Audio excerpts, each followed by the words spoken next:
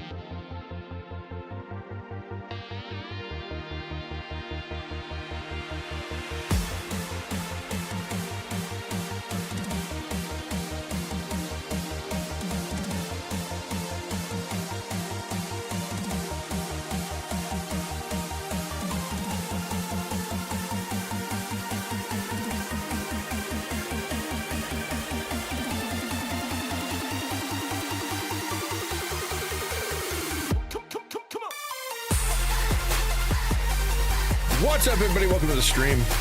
Good to see you. Hope you're well. Tis time. I feel like I haven't been on here in a million years. I assume that we are, things are okay and everything's gonna work, and nothing broke while I didn't use it. But you know, that never, that's never true. Like, for example, I turned it on this morning and now there's a pause every 8 seconds. What's up with that? I don't know if you guys can see it, so let me know if the whole thing like freezes every 8 seconds for you, because it's definitely doing that on me. How was your trip, Supersonic? That's what I want to know. How was your trip? 117% bonkers. Dude, how was your Christmas? That must have been crazy, DJ. What's up, dude? Hey, Conroy.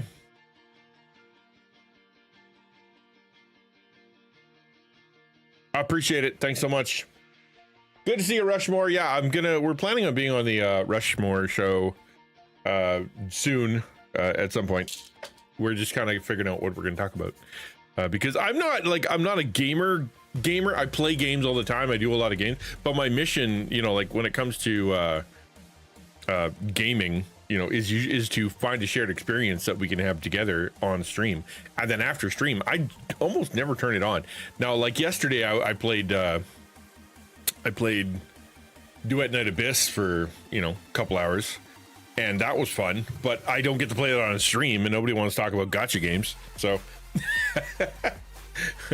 I guess I'm just odd, and it's going to be a problem. Like it's so much of the games that I choose are because either they're going to make a good conversation, or they are a weird enough experience, or it's new and interesting, and because I have access and other people, they don't get to play it, maybe we can play it together, you can see it. That's why half the time I'll start a game, you guys can kind of see it, we all experience part of it together, and then we never finish it because let's move on to the next kind of fun experience. It'd be like having a party and then making everybody stay till the end, whether they like it or not.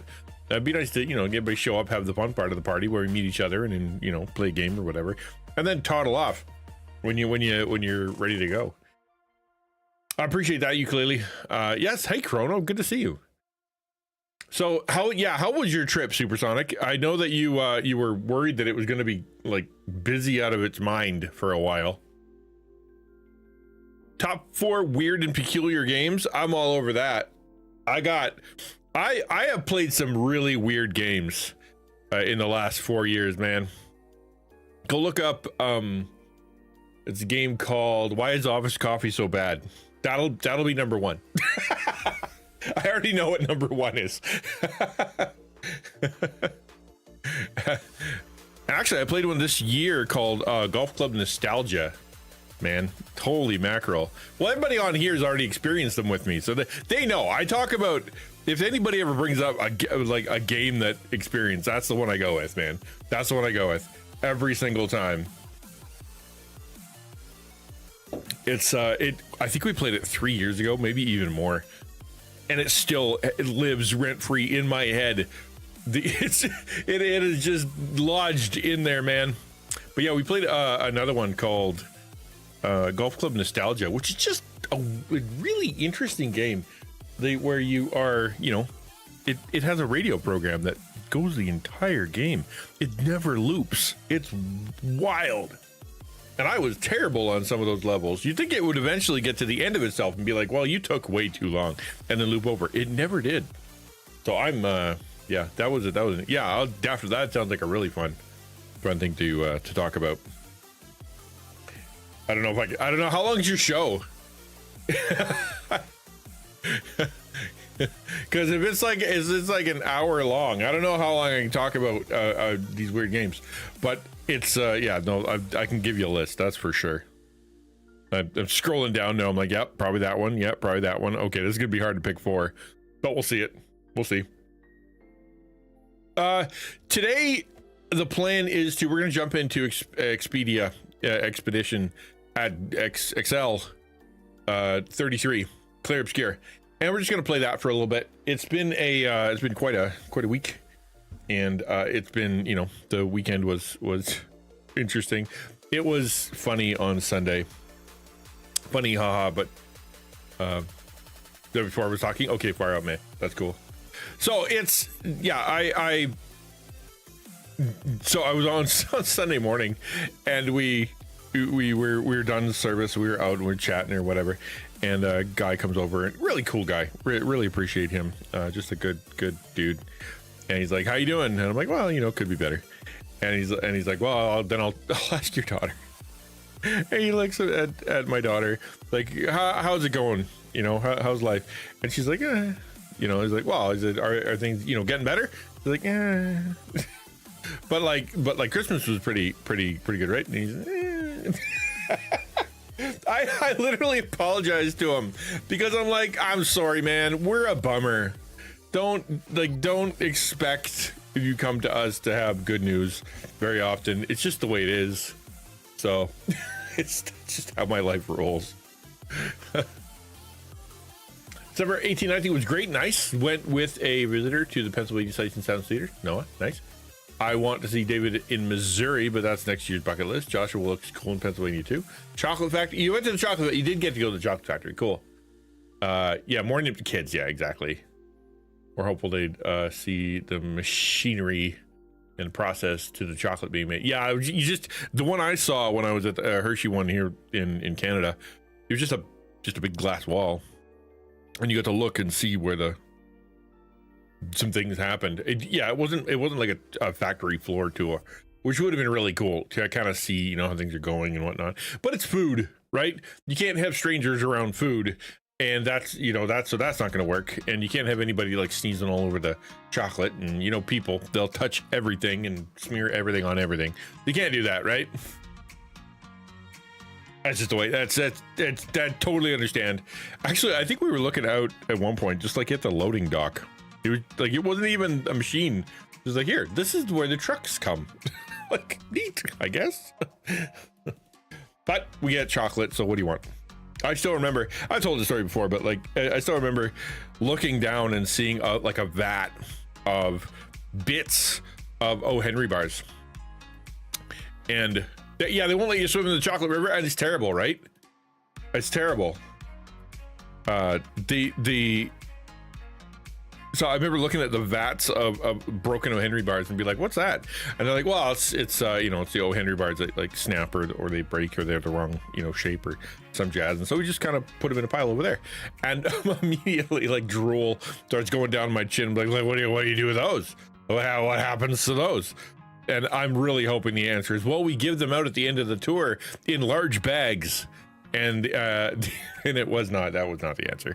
The answer was, well, we give them to farmers so the pigs can eat them. And I'm like, man,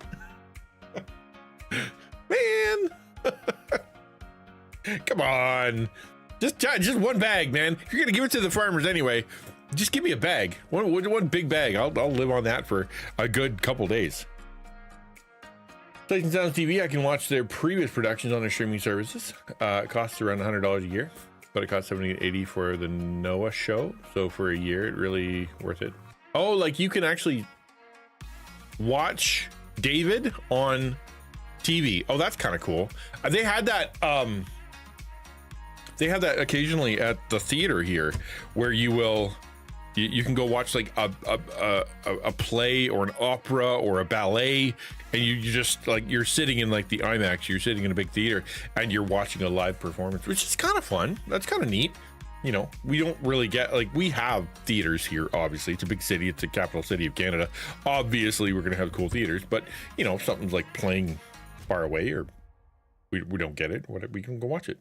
Be kind of cool. I think I actually had what's that one with with the politics and the singing and the rapping? You know what I mean? That one. I think they had that one at one point. You could go watch it. Zootopia 2 the other night. It was excellent. You liked it? The first Zootopia was all right. I thought it was okay. It was kind of an interesting premise.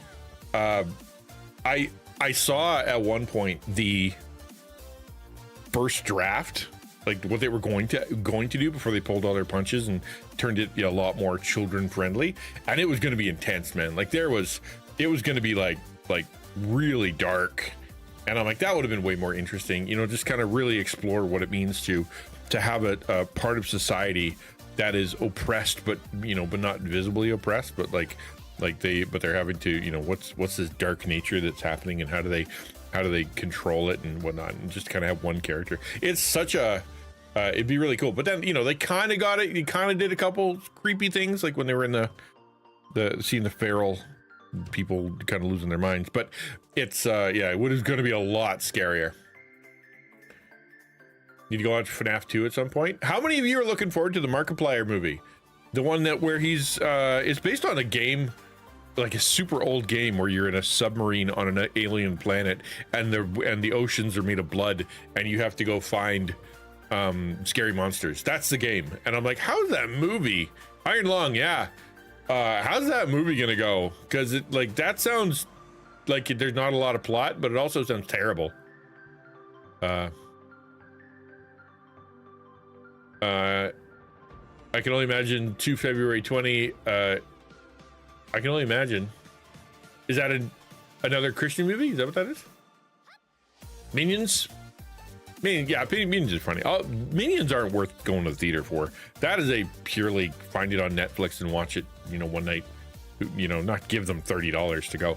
I went to the new Avatar, Fire and Ash, a couple weeks ago, and dude, two of the FNAF actors were in the show. Oh, that's cool, man. That is really cool.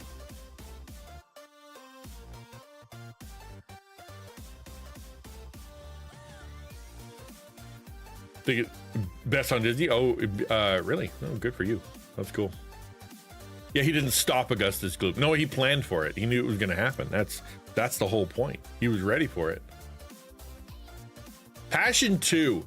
So Passion 1 is it's not one of those movies that you can say everybody should watch. Like, there are some like movies where they're an experience where you're like, man, you should watch it at some point. Like, for example, like back in the day, it was Sixth Sense. Right? It's like it's got some heavy themes or whatever, a little bit spooky, but it's like it's worth it to get to the end and everybody have sort of that collective experience of this is really cool. Wow, that's really cool. I get wow. But like the Passion is extremely like intense. Like it is disturbing. It is broken. Like some people, like I remember when I went and watched it in theaters, it's the only one I've ever had where all of a sudden the credits start rolling and nobody says nothing. Like they just kind of stand up and you just watch them. Passion of the Christ, and they walk out. They just walk out and they're just like completely stunned. They don't know what to do with themselves. And I felt that way too.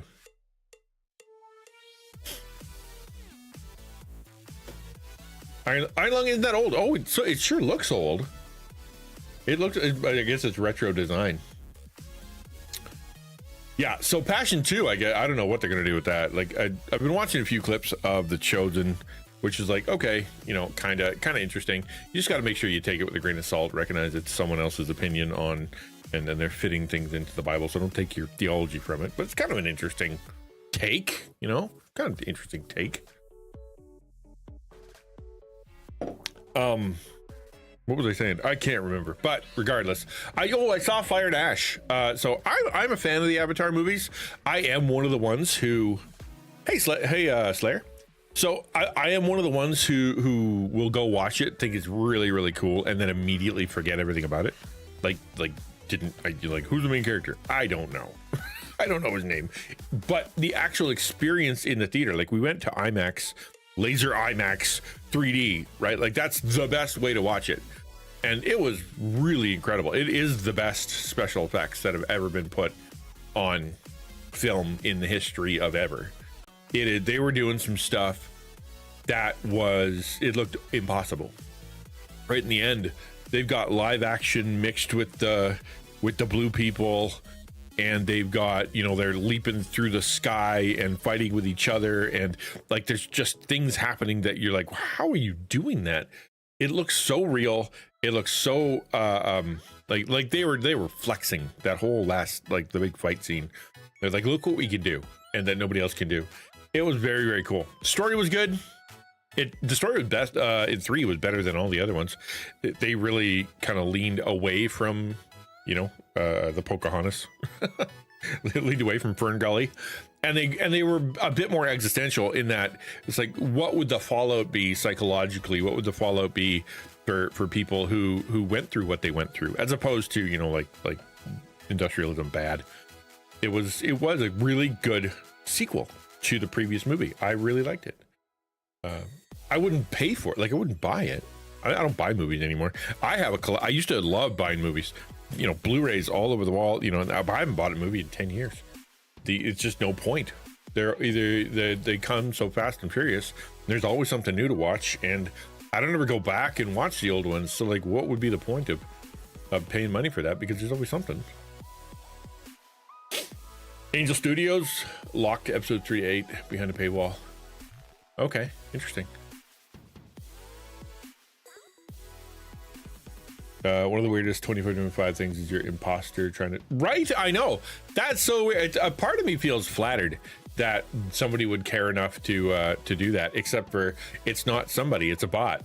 It's just somebody programmed a bot to go look for people to impersonate. And it's crazy how accurate the impersonation was.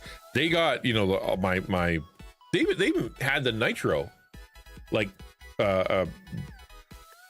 frames and backgrounds and stuff like that's really next level.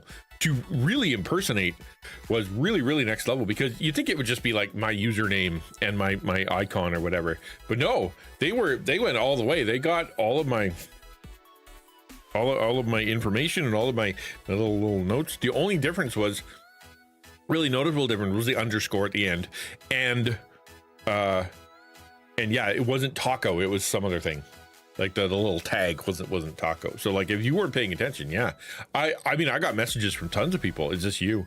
And I'm like, no, it's not me. And you know, so I put out a message a while back, but really it was, you know, like I wonder how many people actually fell for it, which is like kind of crappy that a lot of people who I am not friends with were messaging me and being like, hey, did you try to friend me? And I'm like, no, I didn't want to be your friend. Which is kind of terrible, you know, but it's like it, then they'd be friends with like a horrible people, you know. I recommend watching Passion of the Christ for those who haven't watched it. It's a great visual depiction of the events. Tuesday to forget how real and how brutal and separated we are from the events. Well, what I was saying was that I don't think it's for everybody, because it is extremely graphic and extremely disturbing and extremely intense. I think there are a lot of people who don't, you know, won't walk out better for the sake of it. Like, cause if you sit there and you know, like you're like, wow, he went through all that for me, which doesn't even depict the sort of the cosmic, the pain that he went through for having God's judgment on him. We see the physical pain, we see all the, you know, like what's going on the cross, which is bad enough, but like there's so much more happening behind the scenes. It's the weight of guilt, shame, and everything that humanity, anybody who'd be saved is placed on him, and God's wrath hits him. Like that is a big deal. He like the what he felt there would way more than what the cross showed. The cross just showed it sort of externally so we can see. But yeah, it's pretty good. It's good. I think it's worth watching for most people, but I wouldn't say everybody. I do think that I don't know what he's going to do with the second one, but it's going to, you know, it's take it, you know, take everything with a grain of salt, because it's not necessarily Christian, you know, it's like it's not biblical, but it's pretty close, and it lets you know, like it goes through the stations of the cross is what it's all about. But it's got, you know, some artistic license, which it obviously it will, but it's meant to be it's meant to be a microcosm of like that event from with history and all the rest of that, but it's not, you know, it's not meant to be the Bible played out.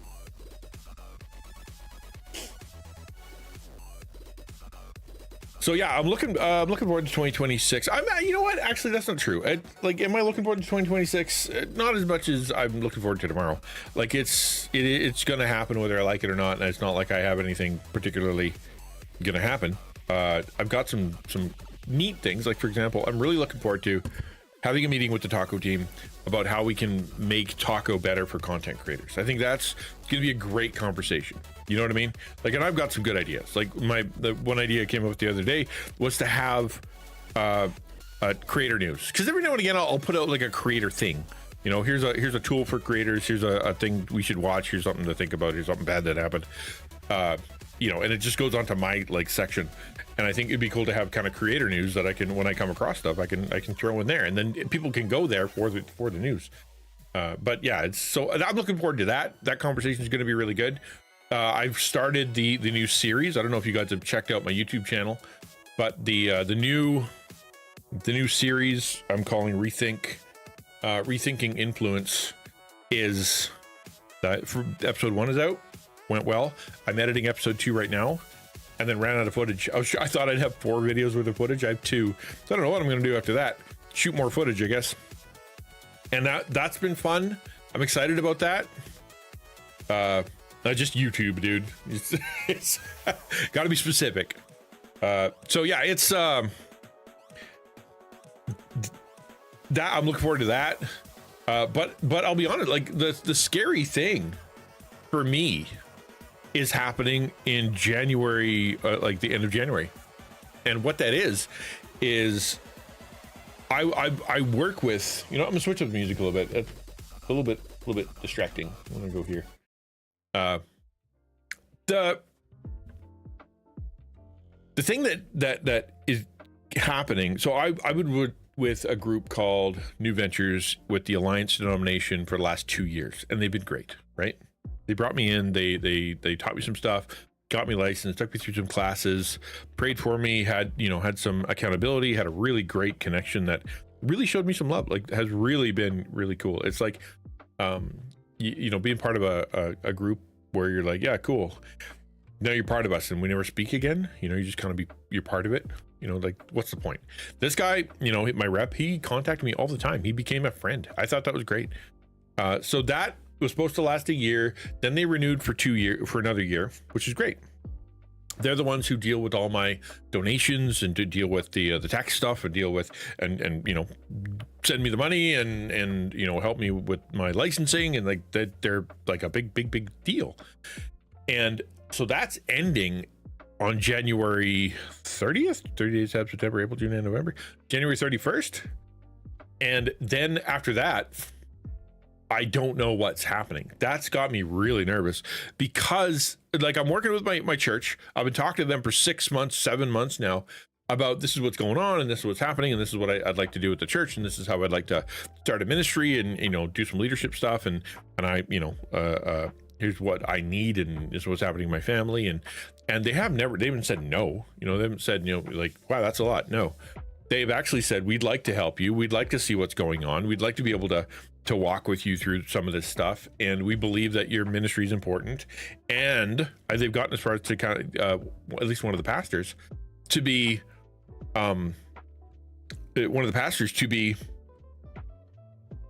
like, I think we should do this, right? Like he said that we should do this.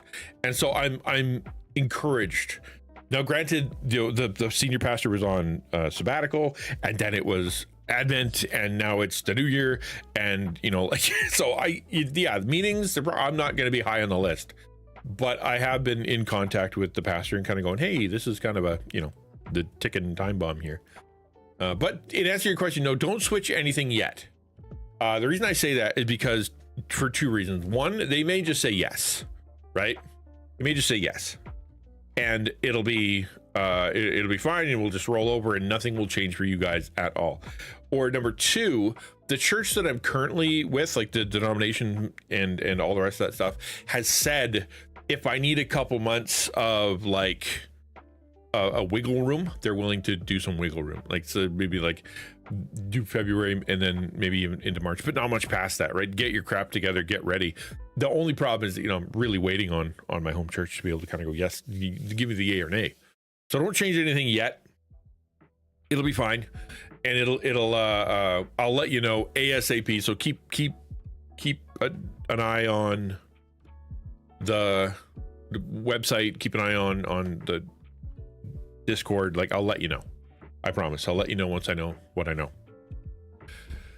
Yeah, I'd love to be 501c3 and be under a church and send out. Yes, that is the dream, right? Like, living the dream is to be under the accountability of a local church that believes in what you're doing, that will actually help you not only like with encouragement and whatever, you know, resources or whatever, but to be able to turn you into a place that people can donate to you, and then they get tax receipts, and then, you know, that really helps. Like, that is I am living the dream right now. Will the dream continue? Does the dream come to an end in a month? You know, that's a big deal, and it's got my underwear in a twist, but God knows what he's doing. He's provided miraculously for almost 5 years straight. Like, remember when I started this thing, I didn't have a plan. I went from I don't know what I'm doing and I've never done this before to full-time, this is the only thing I'm doing. No job, no nothing. And he has kept me fed and he has kept me housed for 5 years. And so therefore I'm not worried. I'm not worried that nothing's going to happen. I just don't know what's going to happen, which has got me like, blah, so like are you looking forward to 2026? Maybe. Depends on how it goes. I think I was hated about contract coming to an end. Should I be spreading some resumes around or not? Yeah, I got Data God. He said this. He worked contract. That's how he worked. That's how he's worked forever. And it would be just nuts because sometimes the contract we're pulling the contract, or this contract goes for a year, and then they're like, we'll do it for another year, and then you're fine. And then sometimes it's like, and that's it. They didn't renew, or you go find another job next week. And it's like, I don't know, man, that's rough. Now, granted, what I'm doing right now isn't any more secure, right? It's not like I've got a big pile of money, or I've got like a guarantee that anything's going to happen. None of us do. Like I could get hit by a bus. Y'all could get hit by a bus. Like nobody's got a guarantee, but we know that God is a provider. We know that God knows exactly what he's doing. We know that he will be who he's been for all time. Like how he treated Israel, and how he treated the disciples, and how he treated the early church, and how he treated us, and how he treated every church since, and every Christian since, is how he's going to treat people, which means it's going to be discipline. It's going to be grace. It's going to be kindness. It's mercy. It's going to be exactly what we need. And I'm living proof of that, right? I've seen so many miracles of provision. Like this year is a great example of miracles of provision. Like it's nuts that for when sending my wife to the treatment center, and I'm like, it won't happen. It can't happen. They want $30,000. I don't have $30,000. That's more than I make in a year. So therefore, I can't. Where am I going to get over double my income in a week and a half? Not going to happen. And I had a friend who's like, well, let's try. And then so she set up the Give Send Go, and she started everything and was like, okay, let's see what happens. And then in a week and a half, there was $30,000 in, and she was able to get treatment. Like that's not just miraculous. That is next level. That shouldn't have happened. Completely impossible. How's that possible, right? It's just wild to me that can happen. It is, and it's weird, right? Because it's like, well, how come I couldn't get that as a monthly donation kind of thing, so that we'd have the money in the bank? It's like, that is not how God has orchestrated it, or that's not how people want to do it. And all right. I'm not stressed about, like I said, about it's not going to happen. I think the stress comes from two places. Number one is, have I screwed it up? that's the first one. Is am I so self-deluded that I've actually screwed this whole thing up, and that God is going to let it die because I'm like, I don't know what I'm doing, and I've officially proven it? Because I've always got that imposter syndrome meets fear meets temptation meets oppression stuff going on. Like, there's so many things that happen that make life difficult, make life hard, that you kind of wonder, wow, am I, what is the deal here? And especially the imposter syndrome part, where it's like, am I making a difference? Is anybody making a difference?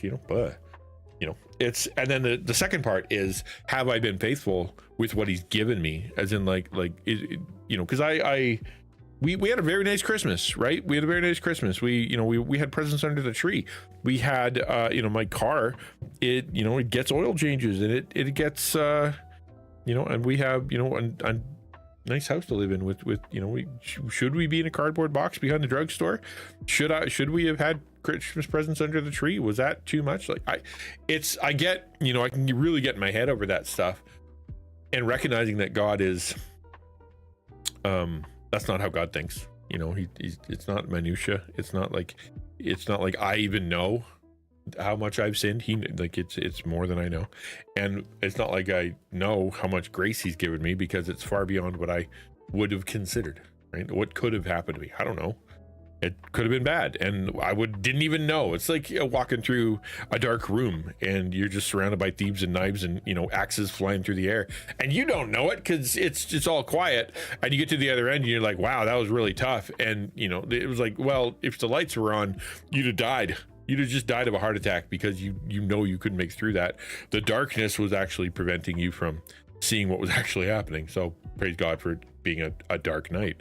So like I'm trying to be more, I guess, to trust more for sure. Since being saved, we have had a lot of things I believe is coming, and we have been feeling God has for us. We're still waiting now for almost 15 years. Seemingly even the worst, we know God has victory on the other side. Yeah, exactly. And the way that God does things is different, right?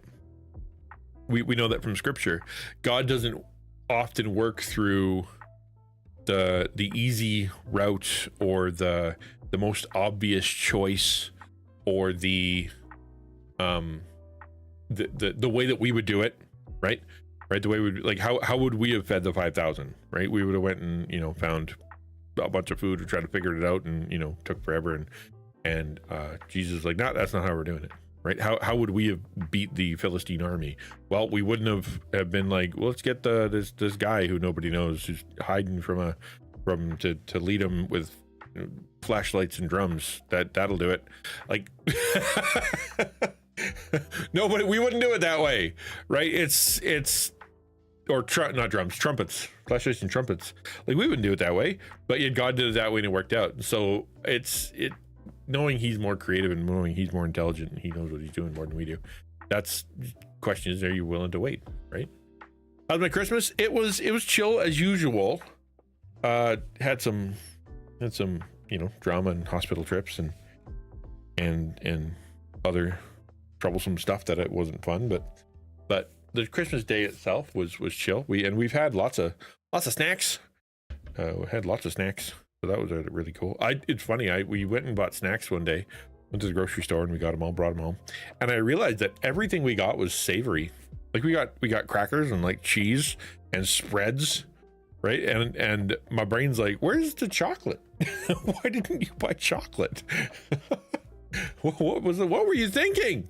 You know, and so there's only so much cheese a guy can eat before he's like, I think I need something sweet, or at least something not that isn't bread and cheese. So my biggest complaint was that there was too much bread and cheese. Like, that is a stupid complaint. So it must have been okay. You know what I mean? Must have been okay. Couldn't have been that bad. How was your Christmas, everybody? How did you guys do? How was your 24, 25th? Did you guys have the same argument that we have every year, where it's the kids are like, let's open the presents on the 24th, and then I say every year, no, we're gonna do it on the 25th, and they're like, what about just like one? Isn't that what we're supposed to? Isn't that tradition? And I'm like, we have this argument every year.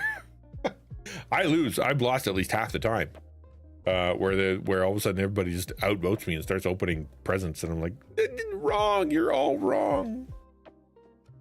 You never do? Dude, it's every year. Needed some meat and wine. Yeah, that's true. We had some really good sparkling apple juice, and it had some really good sausage. I think we had some sausage. But again, it's salty, savory sausage, so it's not much different than the cheese. At my parents' house, with the family, eating all the extra old cheese and awesome kubasa. Yeah, we do love us some kubasa too. You don't really do gifts anymore. Oh, wow. Interesting. Just because, you know, you're all too old, and what's the point? Or just nobody knows what to get each other. It ended up really stressful. Oh, did it? Yeah? Like, because with the family, or like after the family stuff was stressful, Jones? I just want to do it before we eat our big meal. Right? Okay, yeah. So we had ham this year. It's always are you going to have ham, or are you going to have turkey? Always. right? So this year we had a ham, and the girls did it completely. I had to carve it, but it was, the girls took it and they glazed it and they put it in the oven, and they, it was all, that was great. That was great. It was nice to not have to do that, but then I had to do the dishes for like 3 days after. It was it was not commensurate. It was not even. I got the short end of the stick. Yeah, I know, Supersonic, you keep asking, and I keep ignoring you because I don't want to talk about it. More of the prep. I became errand boy and fighting traffic even in these small towns. Oh yeah, all just like doing stuff. Yeah, I can get that. Because I mean, there's songs about it. The hustle and bustle. It is hustly and bustly, and the trappings, quote unquote, trappings of Christmas, and yeah, for sure. Especially if people are counting on you, or you're pressuring yourself, like it has to be perfect, it has to be good, I have to get the right thing. What if they don't have the exact thing I'm looking for? People will think it's my fault, or I shouldn't have gone earlier, and I don't want to deal with all that, and I want to have that conversation. And it did, it's like all that extra pressure is on there. So it's supposed to be happy and fun, and you're getting things that are fun, but at the same time, somehow it can also turn into fights. Like blah. Legate says our kids get some presents in the evening of the 24th. That's usual in Germany. Yes, I have my mother's Norwegian, so I think there's something there too. And we stretch the rest of the gifts over the next few days. For next few days, oh, definitely, I would kill them. They would die. They would be splayed out on the floor, kicking and screaming. Even at the age of 24, it would be not good. They couldn't handle that. Although during Christmas in the past, we have made a point not to just tear in, right? Just rip everything open, and like you don't know what anything's from. You don't know what who got who's anything. It's just paper and chaos. We don't do that. It's like, okay, let's open a few. Who's that from? Let's open the box. Let's try it. Take a look and play with it a little bit, and make sure we put who's that from. And you know what? I'm a little hungry. Let's go have some lunch. And there's still presents under the tree. Like, let's go eat something, and we'll come back, and we'll keep doing it. So that's sort of purposeful as a parent when they were growing up, that it was meant to be like not chaotic, not about the stuff, like pause and pray and things like that on purpose, because it's not about. Someone's got to pump the brakes, and it's got to be the parents, right? When parents, we went round, rolled the dice, and on 1 or 6, you got to open one. Oh, that's interesting. And there's always that one kid that never gets to roll, and they're just getting more and more. I want to open. Yep. My wife usually tries to make it even. Because we go around, you do, and then we just take turns, right? And so it at some point, if it's not even, you got somebody who's just sitting there with a bunch of presents that are opening, and nobody else gets to open anything. It's like, well, we guess we know who won Christmas, who everybody loves the most. So they, try to even it out. But as they get older, the presents are more expensive, and they're, so it's like you don't get 5 things, you get one thing, and and like it. You open it and you're done. That's it. That's what you get, because you asked for something that was the entire budget times 2. So no, that's it. That's all you get. So it's a lot easier. But sometimes, they come in multiple boxes, or grandma sends something up that's uneven, and we're like, it's fine. It'll be fine. They're all old enough to not freak out about it. We do a little at a time. We give gifts to my parents first this year, and we all watch talk about who it's from. Nice. Or if it needs an explanation. I've never liked everyone just, you watch, some of at least some of the movies or whatever, where people lose their marbles. Kids are losing their mind. It's not good for them. Not good for their spirit. It's not good for their discipline. It's not good for their heart to be like that, especially considering it makes you not thankful. It's about you, your experience, your stuff, and then it's sitting in front of you. Not only are you not enjoying it, because you've forgotten the first two things you open because you're worried about the next thing, but you don't remember who it's from, so you don't know who to thank, so you don't know, like, how many times have you gotten something and like you got so many things, you discover it like a week later, like, oh wow, I forgot I even got that. That was a good gift. Who was that from? All right, have a good one, man. You did. That was it. That was today's topic. You did contribute. That was great.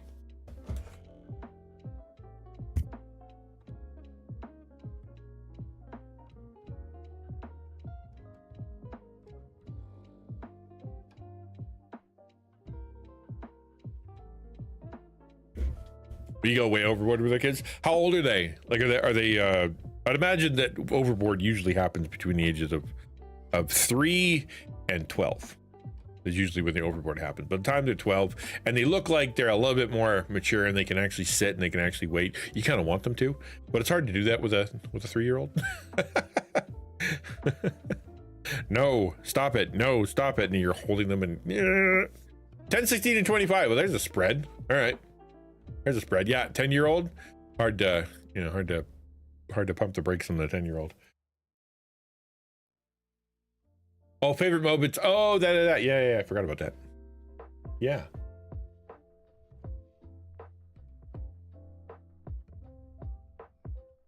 Yeah, part of the testimony. Yeah, interesting.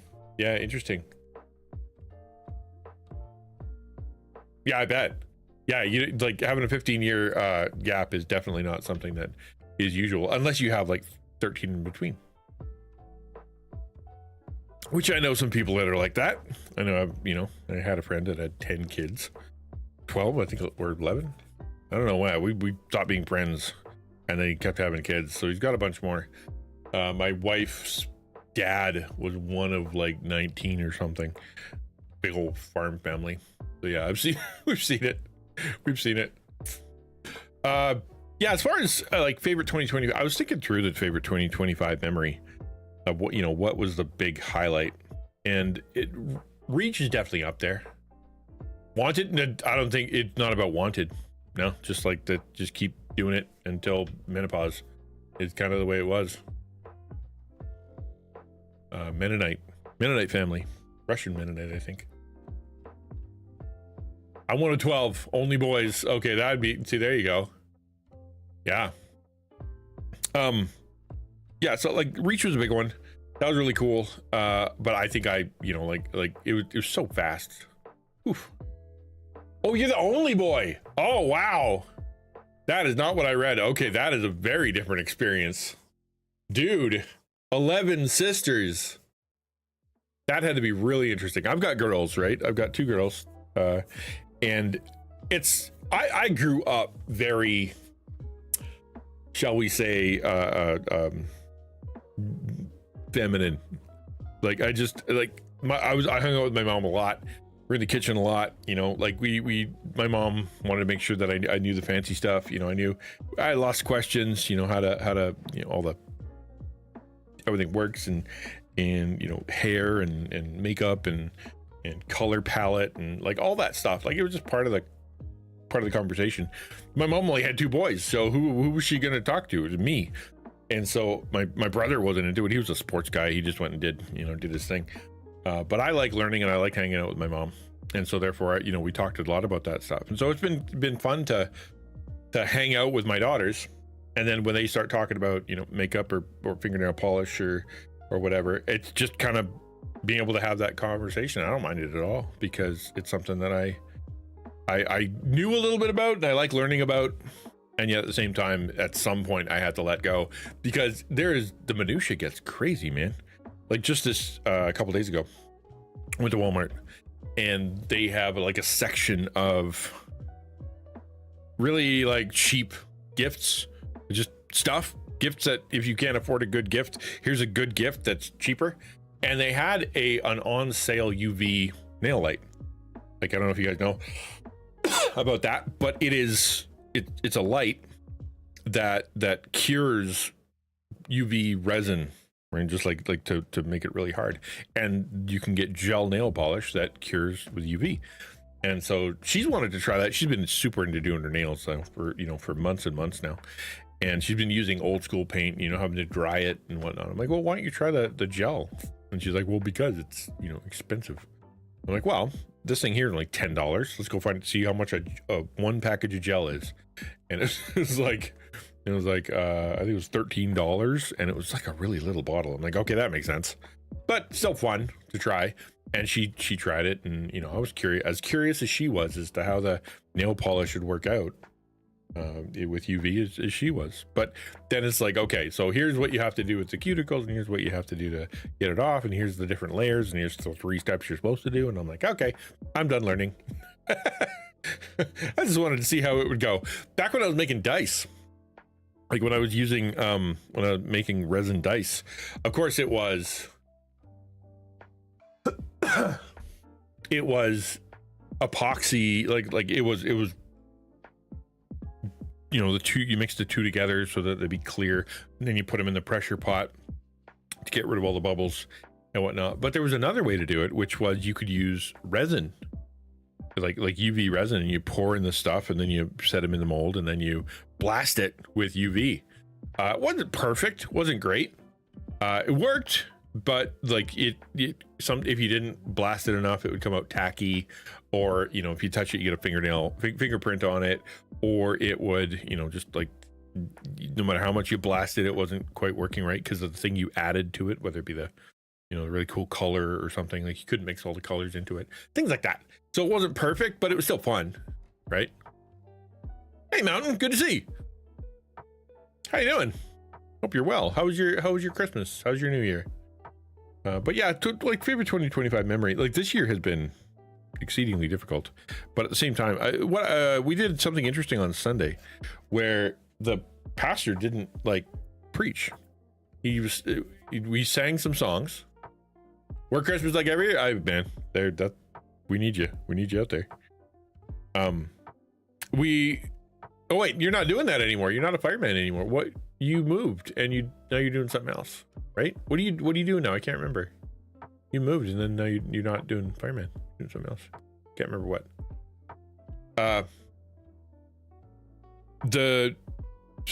On Sunday, so we sang some songs, did some hymns, really slow, really kind of cool, really slow, really meditative, and like one guitar, really cool. It's a really good vibe. Usually they have like a big band, and it's like really kind of like energetic, but this was super chill. And then the pastor just kind of came up and stood in front. He wasn't even on stage. You just standing in the front of everybody on the floor. Back, I'll be in next year's class. You're a mechanic. Oh, interesting. Next year's class of what? What does that mean? Next year's class? What does that mean? So what he did is on Sunday he just said, well, let's just share. Oh, the academy class for fire. Oh, okay, fire out, man. Are you gonna like up your skills? You going for chief? You going for a different job? So the pastor was standing there, and he's like, let's just share. And so we had the other pastor running around with a microphone, and people just raised their hands and said, what kind of God's been doing in their life and things that they're thankful for over the year. And it went on and it went on and on and on. And I shared too. And what I basically said was, this year has been really hard, and I wanted to quit a bunch. I wanted to quit life, quit marriage, quit job. It's been really, really down, really, really hard. But every time I get to that place where things are extreme, when I'm really down, God has always provided something. He has been there in miraculous ways. I wouldn't have made it. I said at the end, like, I don't know how people can get through life without knowing that God is the one carrying them, or that they can reach out to God and ask for help, and that he shows up, because I'm so often at the end of myself with the stuff that I'm going through, that it's only through divine supernatural power that I'm able to continue on. Like, and that really, it's not an event per se of, my favorite thing of 2025, but there were times where God showed up really, really specifically, spoke to me in pictures, spoke to me in images that were very personal, and just things that were like something I wouldn't have come up with. And like, God just kind of going, here, this is for you from me. And it was really, really special. And it kind of kept me going for a little while. And then something bad would happen and I'd start to fall apart and something else would happen. It was consistent. I'm tired. I would prefer not to have to do that anymore. We'll see how 2026 goes, but I think that's my number one memory. It's just the fact that, how many times I got to the end of my rope and then God tied on some more rope, or dragged me up a little bit. You have to go, to get certified here. Okay, that makes sense. Yeah. Should be easy enough, right? You haven't let it all fall apart. You didn't go gain 30 pounds of happy fat, did you? You got to go lose that before you get to do the physical. Got married, moved away, got a different job, and then now you don't have to work out every day if you're a mechanic. It could happen. Get happy. First year of marriage, usually, what do they say, you gain about 15 pounds.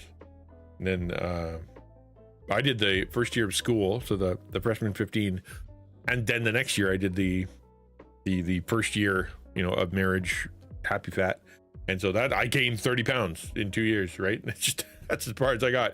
And I've never seen it since. Just the way life works. Hello, musical angel. Good to see you. How are you? I hope you're well.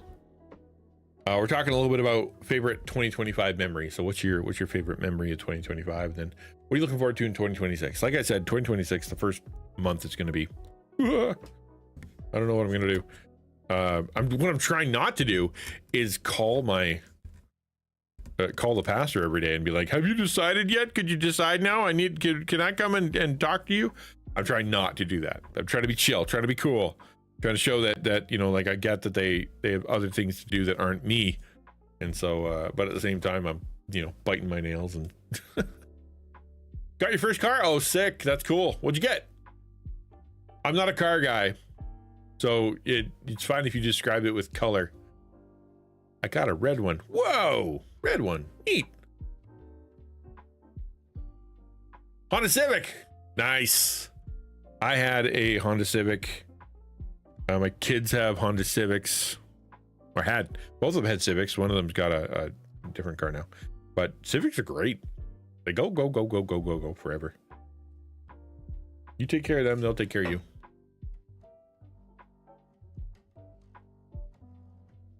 Yeah, it's got the 4 wheels. It's got the pedals, probably 2 instead of 3. Although my first Civic that I got to drive had 3, and it was so much fun. I love manual transmission. It was an absolute blast. Not sure I'd enjoy it as much today. We had freezing rain. Like they were talking about how it was going to rain like 20 millimeters and then go down to minus 50 and just turn everything into a sheet of ice, and then snow. Right. So it's like, I don't think that would be very fun to drive in. And, I'm glad I get to work from home. But like when this has happened in previous years, sometimes all the power turns off because all the trees all fall down and the power lines get heavy and they snap. Like it just happens because they're not meant to carry a zillion pounds of ice. But so far, so good. Went out and it looks a little glazed out there, but not terrible. Not like it's been in the past where it shut down for like 2-3 days. 2-wheel drive, that's okay. Better for gas. If it's front wheel drive, then it'll even get you even better. They never die. Treat mine like crud, right? Exactly. Yeah, they're great. They really go. I had a Toyota Corolla. And I bought it for for $2,000. And then I drove it for like 4 years and then sold it for $2,000. It was great. And I may have failed at getting up the driveway. That's okay. It's your car. You can leave it wherever you want, man.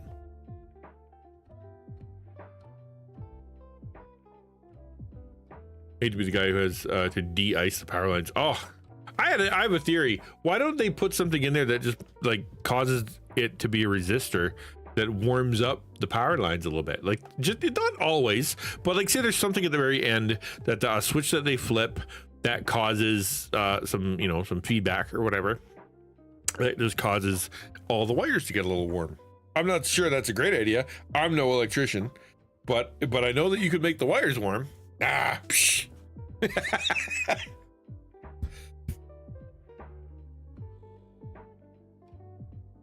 Yeah, maybe. I don't mean like fire warm. I mean like just +1. Doesn't have to be like plus 100. Like just get above freezing, just enough to melt the ice off. I think it's a great idea.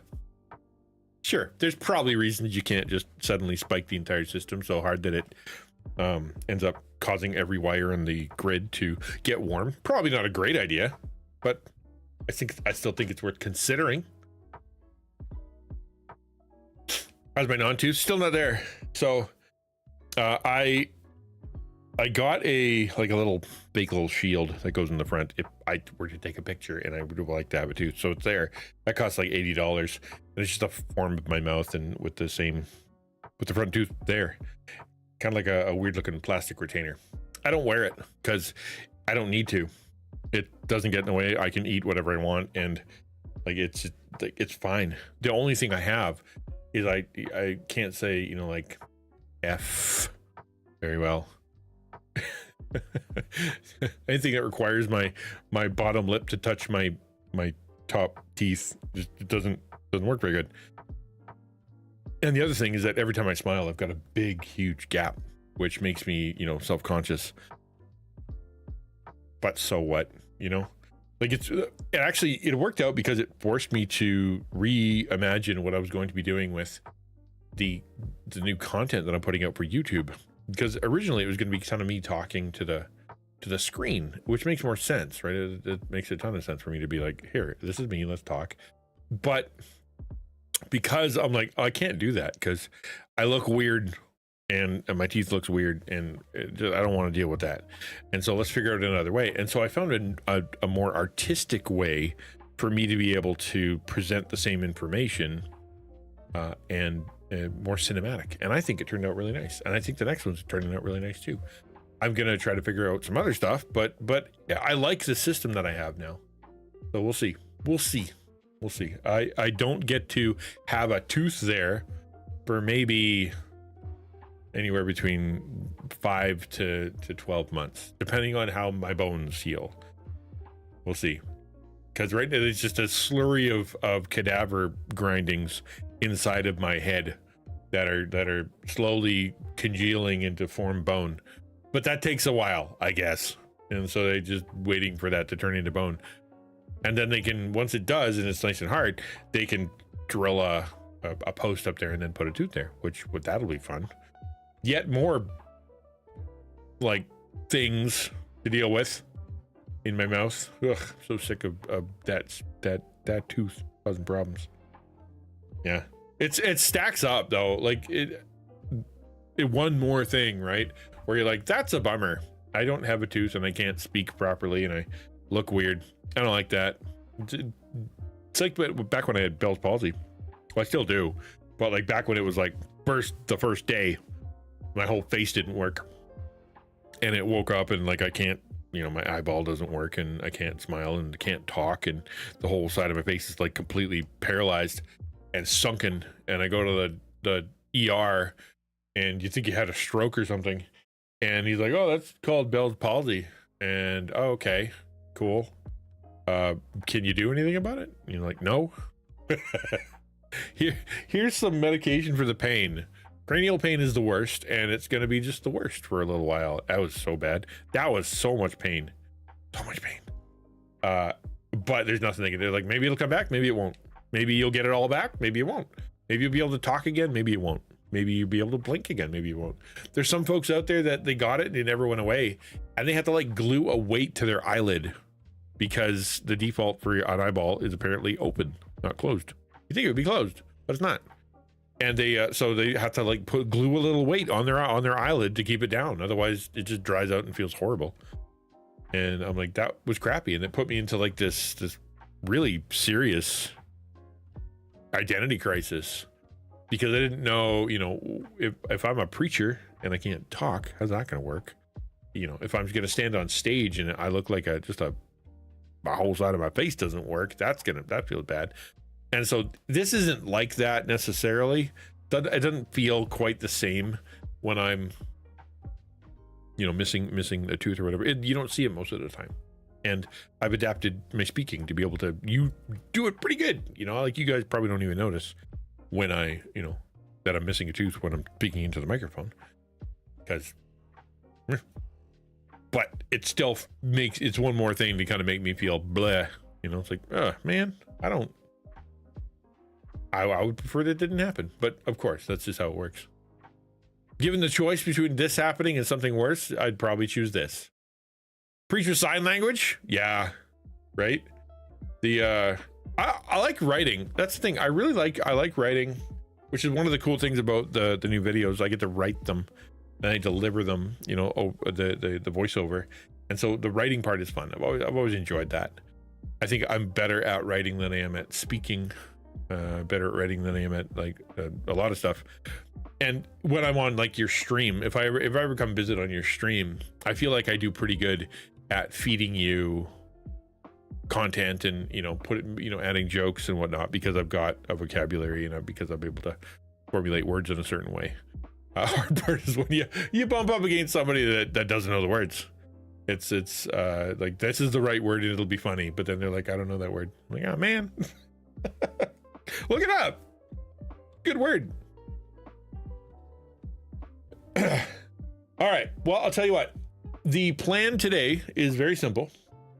We're gonna be falling into Expedition 33. We're gonna keep going on that, trying to find our way through the adventure. It's been really enjoyable. I thought about that. Actually, I got an idea for a book, like a book. Somebody said, have you ever written fiction? I don't want to read any of your nonfiction books. I'm like, yeah, that's fair. And I've got a really good story idea that I've been putting together. And it's something that it's basically based on anime. It's a 12 episode anime, and it's called The Woe Bringer. And it comes from my life and my experiences. And essentially it's a guy who, because of the difficult stuff he's had in his life. Hello, Leah. Good to see you, Leah. Because of the difficult stuff he's had in his life, he has become an infection to others. Essentially, nobody can touch him. Nobody can be around him, because when they do, they experience horrible memories and horrible things that he's gone through. And when they touch him, they collapse. Some of them die. And so, like, the story starts. I thought the story starts with him kind of trudging through town, and he's smelly and he's gross and he looks like a homeless guy, and he's got poop on him and garbage, and everybody's kind of looking at him like, oh, gross. No, don't go anywhere near that guy. That's so gross. And the way that he's sort of adapted to try to help people not die when they're around him is to kind of keep them away through being smelly and being gross and weird. But then somebody comes in and bumps into him, right? Someone is stealing something and they run and they're trying to get away, and then they bump into him, and that person feels the weight of the pain that the woe bringer has, or at least a touch of it, as he brushes past, and he collapses and just dies right there. It's just a terrified look on his face, and just utter sadness. And then as the woe bringer kind of keeps trying to trudge and be ignored, everybody's looking at him like, you killed that guy, and trying to ignore them and explain it, and that's sort of the beginning of the story. I think the way that I've seen it go is that he will meet people, and one of the he'll have a team, because you gotta have other people there, and his team of like three other people. One of the things that they have is that they all bump into him too in some kind of way, or they challenge, or they do something, and they don't die. In fact, they go down on one knee, but instead of dying, because they have also experienced misery, because they've also experienced difficulty in pain and loss and all whatever their story is, it doesn't kill them. Instead, they feel a sense of compassion and almost camaraderie with this person, and they end up becoming his team. And so you can, they end up sharing their stories and sharing what's going on.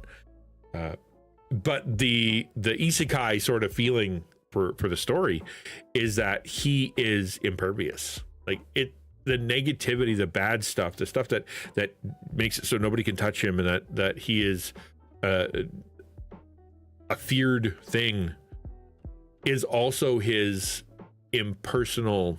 It's also his power, right?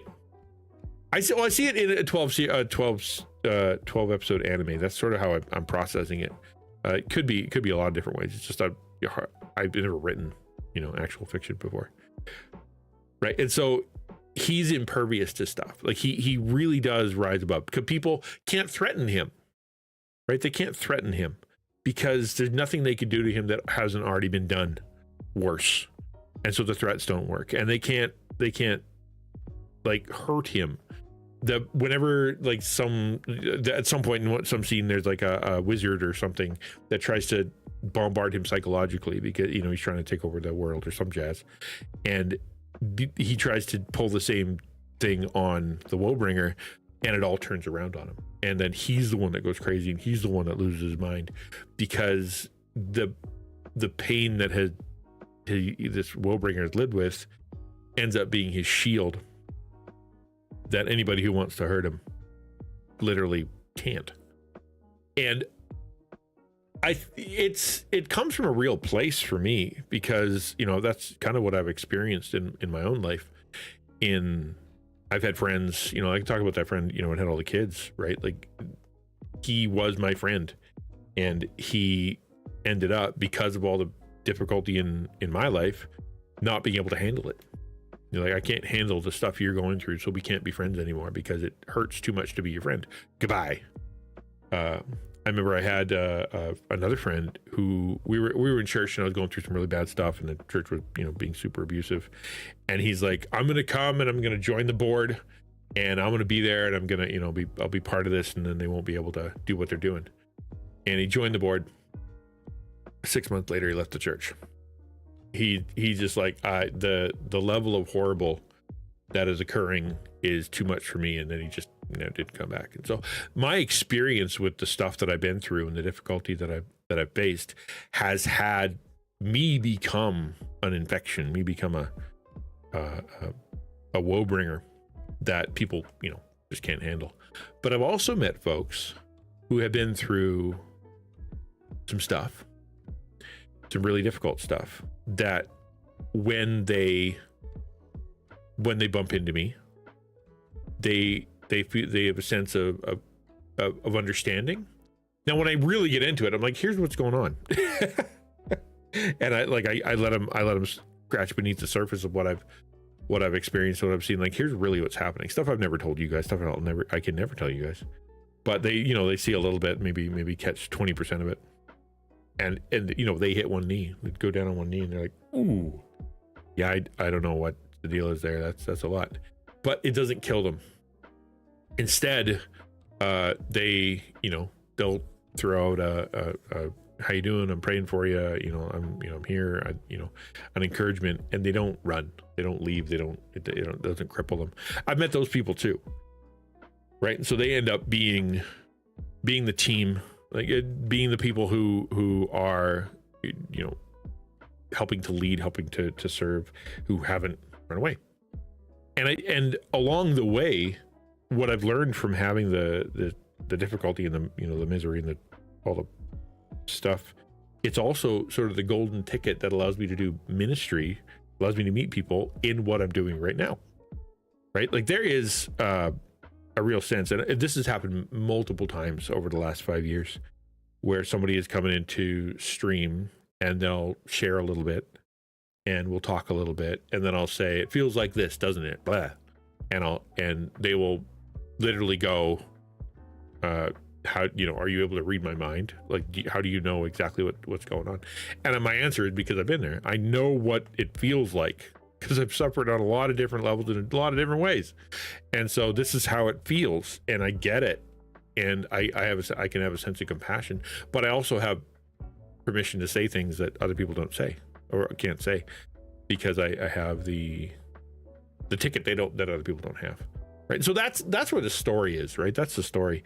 And to have this character that is not only dangerous to others because of what he's been through, but also impervious to others, the bad guys. And eventually the way that it kind of leads up to is that it goes into the gods, right? The quote unquote East Sky gods, the angels, demons, all that stuff that they have in anime.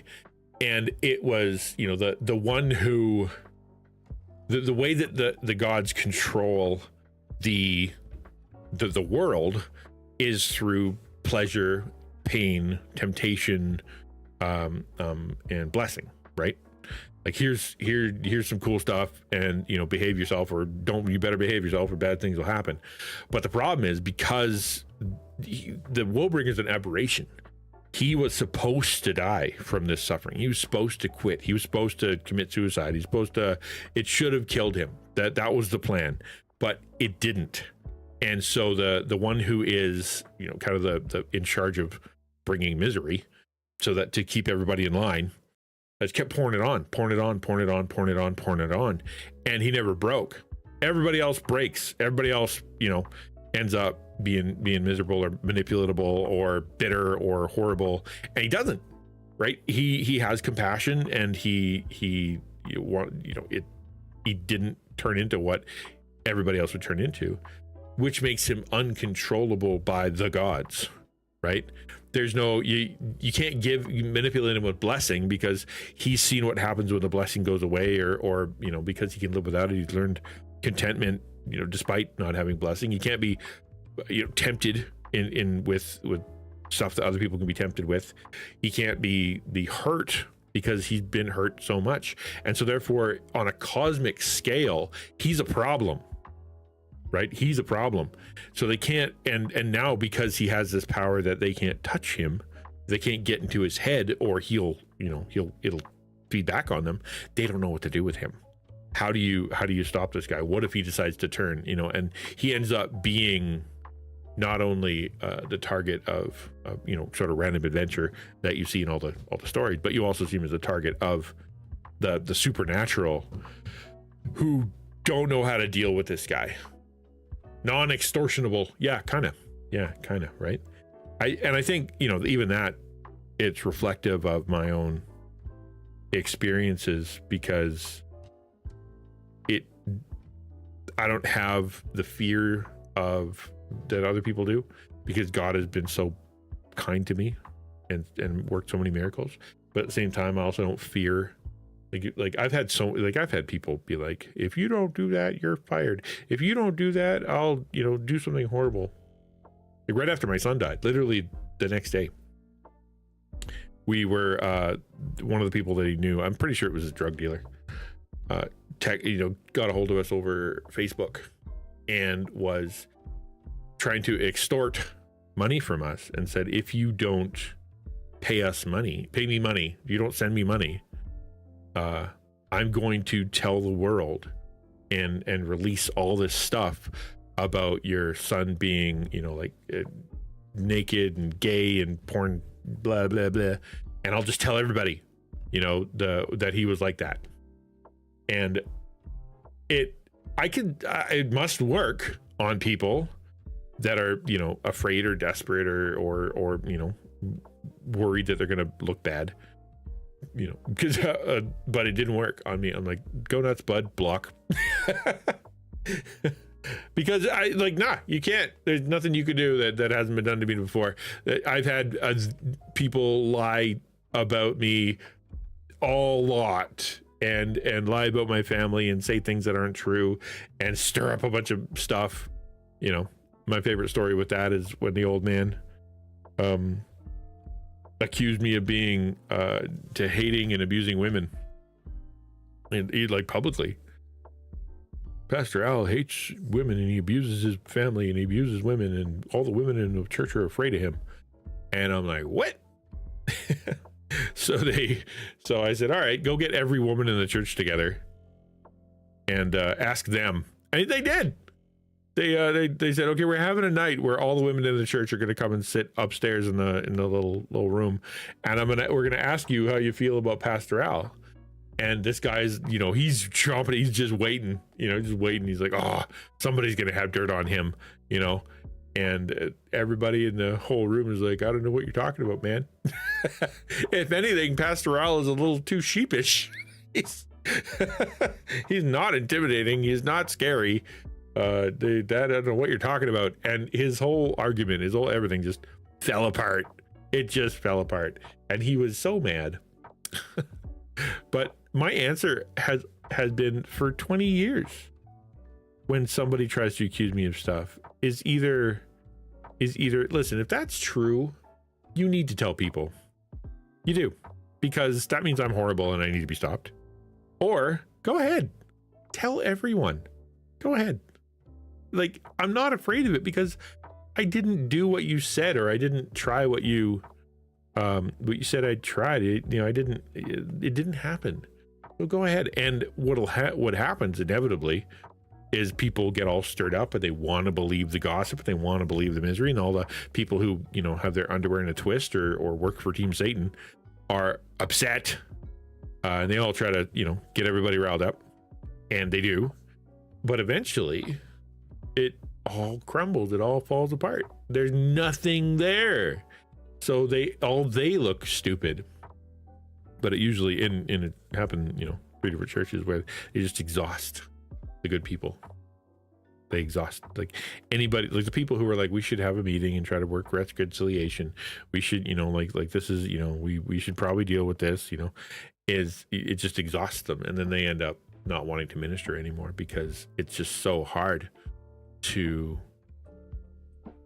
continue in ministry when there's that much opposition, spiritual opposition. And there's nothing I can't ever say, like, just let it go, and just let it go, because it's so usually so horrible that you can't let it go, and it ends up, and so the leadership of the church folds. Happens all the time. It happened multiple times. But anyway, my point is that the story is it's one that I would love to tell. I don't know how to tell stories, right? Like, I wouldn't know how to do that. So I'm just kind of taking notes and putting them in a place and trying to keep notes. But who knows if they'll ever see the light of day. Lightgate says, tough question. Do you think that flight is just the situation itself? The way you or others handled it, or the realization that they can do nothing to fix it? Oh, like them leaving?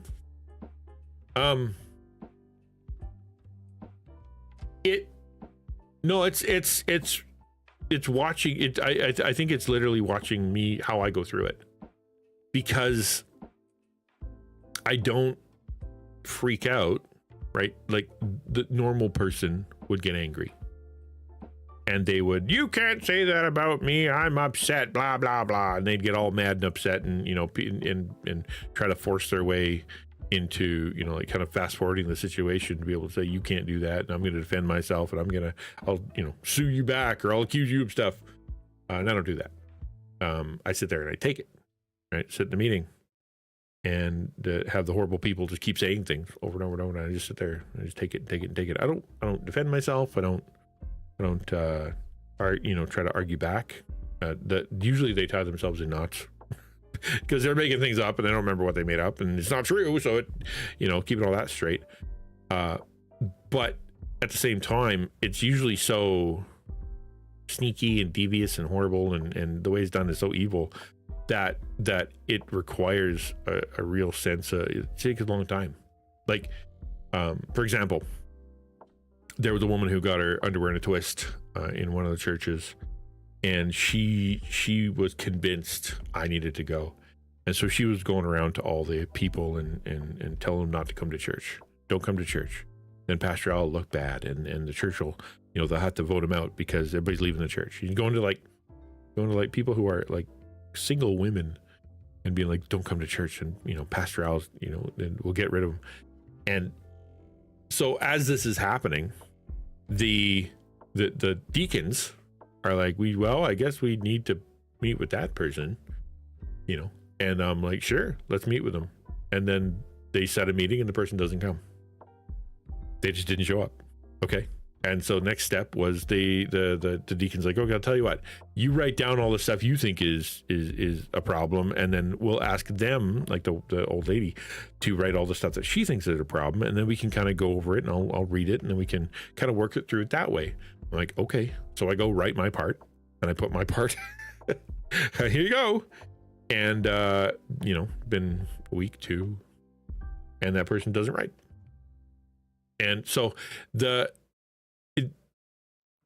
deacon is getting more and more exhausted, more and more tired. I remember in my second church, the way I ended the ministry there was I came in, like they invited me to a meeting, and they said, it would just be so much easier if you'd leave. We know you haven't done anything wrong. We'd hire you again if we saw. But these old ladies are making us miserable. Like they're making our lives miserable. It would just be easier for us if you would just leave. And that might sound like I'm lying, but I swear it's true. It's exactly what they said. And normally I would have said no. Like I would have said, are you guys nuts? Like that's no, I'm not going to leave because some couple old ladies are making you miserable. But God had been very clear on the Monday. Meeting was on a Friday. Clear on the Monday that I would be leaving that week. I didn't know. Like it was very, very God is speaking through His Word kind of moment. Like shake the dust off your feet, and no matter where you go, I'll be with you, and like just like over and over and over. I'm like, what is happening right now? And then when the Friday meeting came, it was like it kind of crystallized where I'm like, oh. So instead of me fighting, which they were ready, we know that, like literally out loud, they said the words, we know this isn't what the Bible says to do, but, and that's where I would usually be like, well, if you don't know that, you don't think that's what the Bible says, don't do it, stupid. But because God had already prepared me in advance, I said, okay, you'll have my resume tomorrow. Went home, wrote it, resigned the next day, because it wasn't up to me, right? God had said, you're done. It was it was the elder, the deacon, the head of the board. That's who the meeting was with, and it wasn't because they did anything. They were just tired. We can't take watching you get beat up and having these people so committed to your destruction not be able to be dealt with. They don't play by the rules. They don't follow through. And often, I would say this, often there's a cowardice to it, because they are scared. They're scared to kind of pull the real, to actually do church discipline. Scared to actually say the thing that needs to be said, do the thing that needs to be done. It's like, for example, you have broken the covenant with you're not a member anymore. You're not allowed to come back here because of how horrible you've been until you repent. That's the way it is. That's what you should do, right?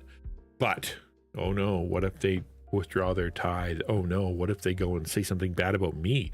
What if they do something to me that they're doing to Pastor Al? I wouldn't be able to handle that. So we can't just go and, do church discipline. We can't just go and confront them. That wouldn't work, right? Well, that's why, because they would turn around, right? They'd turn around, and they're too scary, right? It's like John Wick, right? That scene where the dad looks at his son, punches him in the gut, and it's like, it's not what you did, it's who you did it to that angers me. So like that guy that you went and just thought was a tool and you wrecked his car was the most lethal man in the city, and he's gonna come kill you, and there's nothing you can do about it. I think in a very similar way, this person's like, I can't do anything about this. You're going to get killed. I don't want to get swept up in it. Right. To be cited a couple times is way easier. Right. That's why you got to keep your nose clean. Right. The number one thing as a pastor, as an elder, as a man, a woman too, obviously, but like that is to keep your nose clean, keep your testimony clean. Don't give them, be above reproach, the way the Bible says it. Be above reproach. So when people come and reproach you, it doesn't work. Like, and then anybody who knows you is like, what? That can't be right. He would literally never do that. We better look into that and then, find out eventually. But, it's crazy. The cowardice thing is real. I had another situation where I'd just come back from a 3-month sabbatical. I'd almost died because of how much misery the people had put me through. And I had a couple pastors who rescued me, literally came into the church and rescued me. So you guys got to give this guy a break or he's going to die. And I would not be here now if it wasn't for them. And so they gave me a 3-month break and then I had to come back. And then I came back and it was the first actual board meeting back where we were just kind of starting over. And the old ladies had quit the board. The old ladies weren't there. There was a whole new flock of leaders sitting around the table. And I'm like, let's go. You know what? Things are going to be different now. Let's go. And did the meeting, started planning out some cool stuff. Here's what we're going to do. And then the leader, or the chairperson, right, the one who's in charge of the meeting, says right before the meeting was started, someone handed me this envelope, and they said I'm supposed to read it at the end. And so opened it up, and it was a petition to have me fired from the church. And it was signed by like 30 some people. The church only had like, I don't know, 450 total, right? Like, and so I'm like, and it was signed by like tons of people. And I'm like, and it's like, well, it's a petition to have you leave, and it's signed by a whole bunch of people. And I'm like, what? Who? And so we looked into it, and what had happened is that the old ladies had gone to the shut-ins who hadn't attended the church in years, gone to the children of the people that attended that hadn't been to the church, in decade, had gone to all like sort of tangential people who weren't part of the church, who didn't know me, who didn't know what was happening, and had got them and basically said, this guy is just the worst. You need to get rid of him, and could you sign this, please? And it was signed by the two ladies and a bunch of people who didn't go to the church. No members, right? That was just no members of the church, no people that attended. And I'm looking at him, I'm like, guys, come on. Right? Like, this is a distraction. This is meant to pull all the mojo that we just started away. It's meant to pull us right back into the muck that we just came out of, right? I really recommend you ball that thing up, throw it in the garbage, and pretend it never happened, because it doesn't mean anything. But because of cowardliness, and like I said, I think it's a big part of it, because of cowardliness, they looked at each other and said, well, we want to make sure we go forward in unity. I mean, the Bible says we shouldn't be divided. So we're gonna have to have some meetings to look into this. And that was it. We were right back to where we were, and God pulled me out of there within, I don't know, I think it was 10 months. Like, that was it. That was your last try, guys. Are you going to move forward, or are you going to let the enemy win? And they're like, well, we better let the enemy win. And then, God's like, well, fine, out you go. And that's been a lot of it, right? So like, it's hard. You can go through a lot of stuff, but you get worn. And to be honest, I'm very worn. I'm like I'm really raw. You know what I mean? Really, really there's not a lot left of me. I operate via miracle.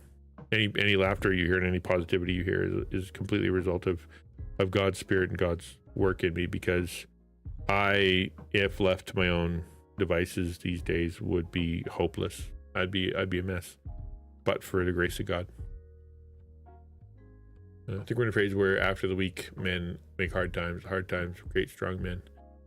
I know what you mean. Strong but not good men. Yeah, there you go. That's the hard part, right? Is that solving it through brute force. Yeah. There are good men out there. Like the church that I attend right now is a great church. Like, and I've done all the book reading and classes and study and all that stuff on what makes a good church, like there's a certain qualifications to make a good church, and this one has them in spades. Great leadership, great people. They are involved in the community. They are financially really doing well. They're major, like, committed to local mission and international mission. They are properly connected to the denomination and to other churches. They have an incredibly good reputation with everybody around. Our pastor has not only had experience being a great pastor, but he's also been a leader. He's been in ministry for years and years and years, and yet at the same time is super humble and super cool, great preacher. And you can tell that they're in the right place, because there's so much more. Church is playing great, great administration, awesome elders, all that stuff. They're great. And then when I went to them and I started talking about my stuff, the answer wasn't no, internet scary. It was, you know what? Let's, this is something God wants.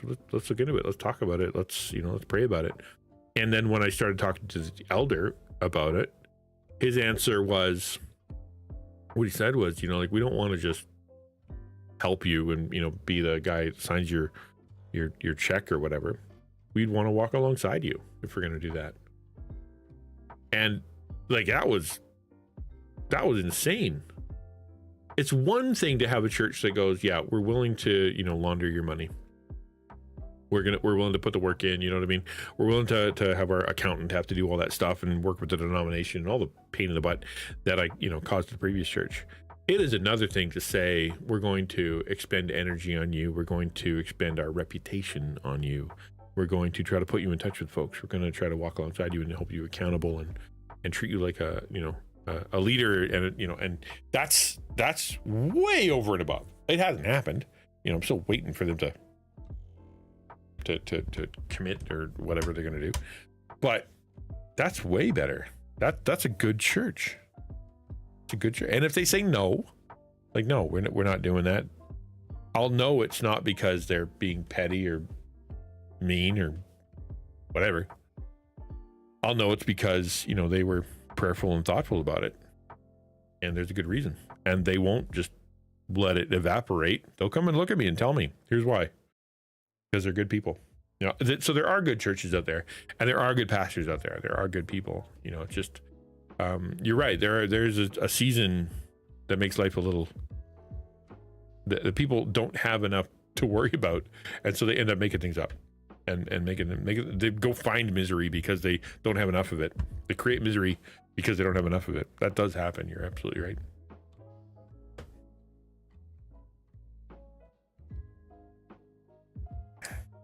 All right, well, that was that.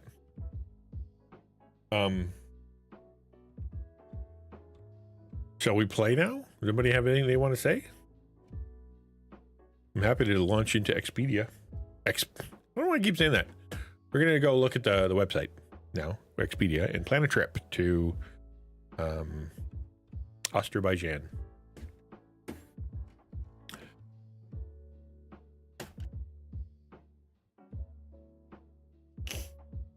Or we could just play Expedia. Expedition 33. I can't speak good. Why there? That's the first word that came to mind. I don't know. Ask my subconscious.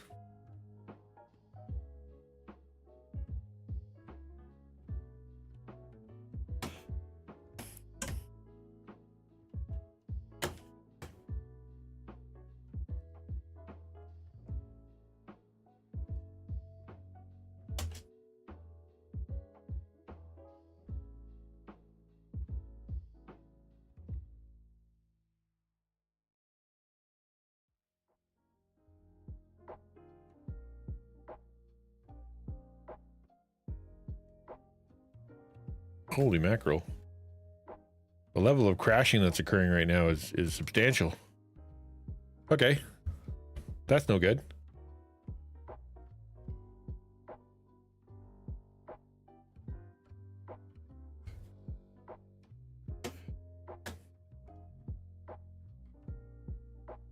I have to end some things. End task, please. There you go. I disappeared.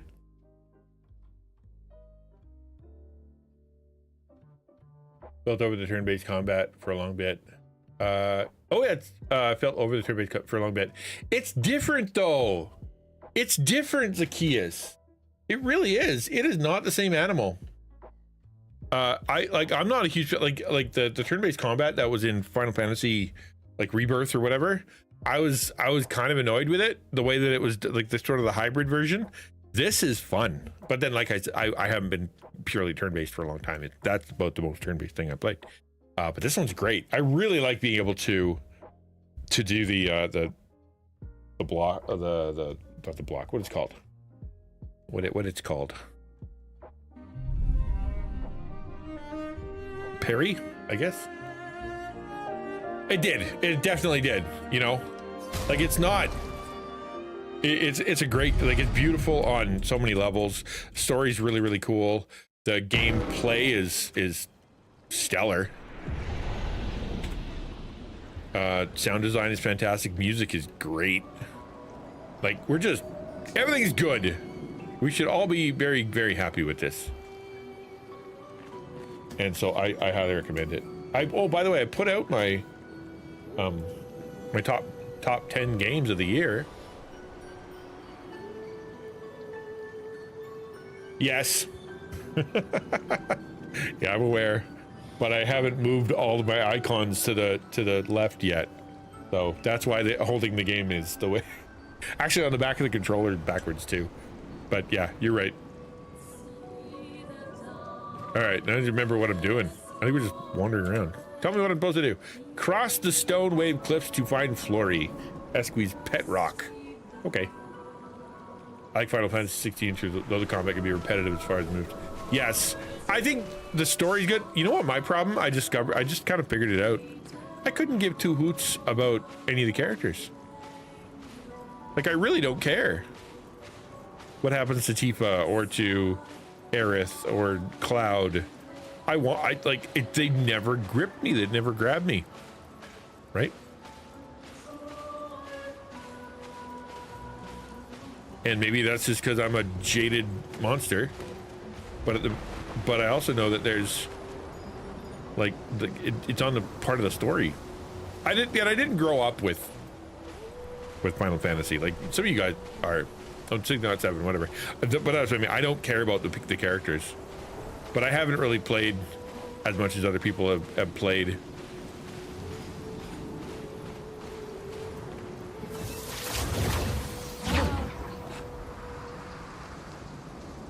Look, a store. Oh wait, I've been here. I was here already. Yeah. I didn't buy enough stuff though. Chroma catalyst, polish, colored blue. I already paid for those. Yeah, no, we're good. And I don't want a ponytail, so we're good.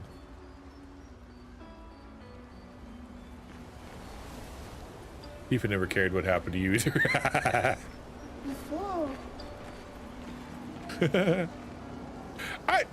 You know, whatever.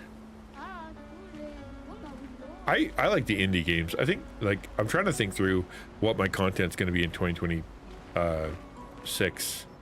Because I think I made a lot of content mistakes this year. Just like picked up stuff and didn't finish it and tried to play games that were too long and you know, et cetera, et cetera. There's a lot of things that are probably going to end up changing. But I think one of the big changes is just simply going to be that I play more indie games, more smaller, weirder stuff that we all like playing. At least on this channel we do. I think this is the way I came. I don't know. You don't get a map. Yeah, this is the way. Oh, dang it. This is the way I came. All right, back we go.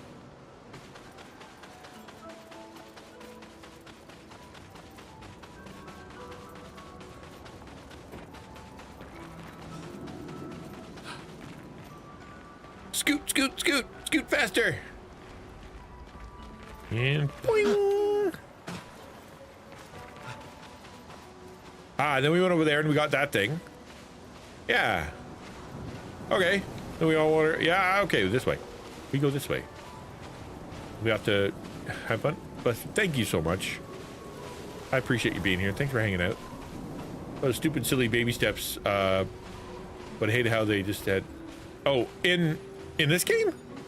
Do they have? Do they? I haven't seen any yet. Or do you mean in Final Fantasy? Yeah, if that's what you mean, yeah, the fan service is real. You're absolutely right. Oh, there's a game called Baby Steps? I've never heard of that. We went up there already. We beat that. Okay, we're moving on. This is the next step. We're good. We've done all the things.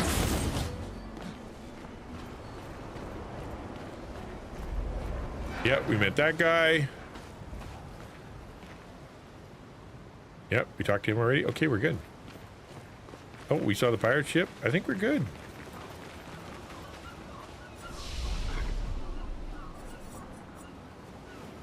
You can't trust the cutscenes. Yeah, I think that's one of the problems with indie games too, is that because they want attention, they also want to be edgy, and in the edginess, they end up pushing the limit too far, and then it's not in good taste, or whatever, or it's just scary. I'm so sick of everything being scary all the time. Like just really, really tired of it.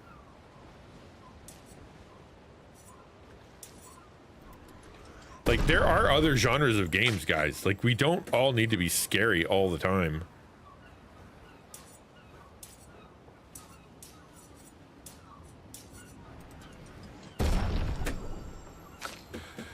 Do.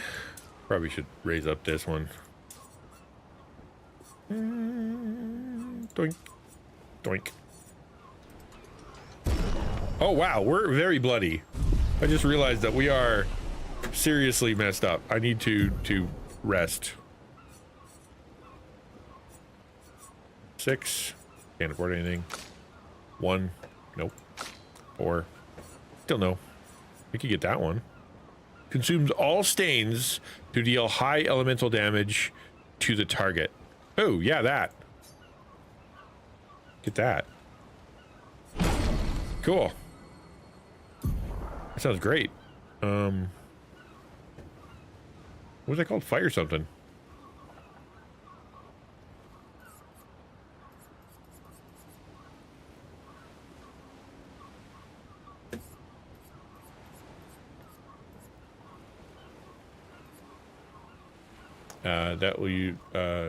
That used to be my personality. I was extreme shock value all the time.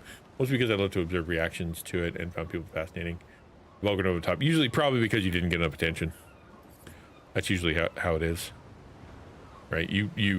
People were, you wanted people to like you. You wanted people to pay attention to you. And there's two different ways to get attention, positive and negative. And you chose negative, right? Yeah. You're not alone. That's just how it works.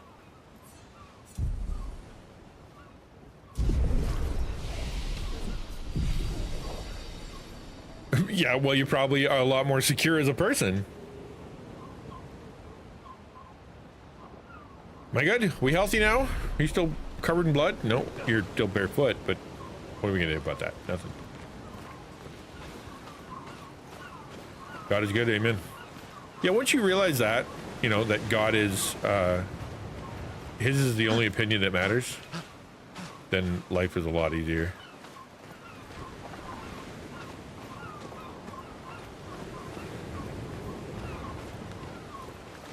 Because ultimately, that's where we're going to spend eternity, right?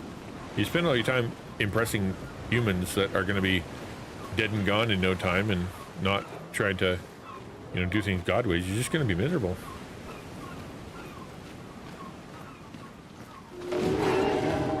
Hi there, how you doing? Bap. Oh, I didn't bap him. He's going to bap me. That's okay. I'm good at dodging.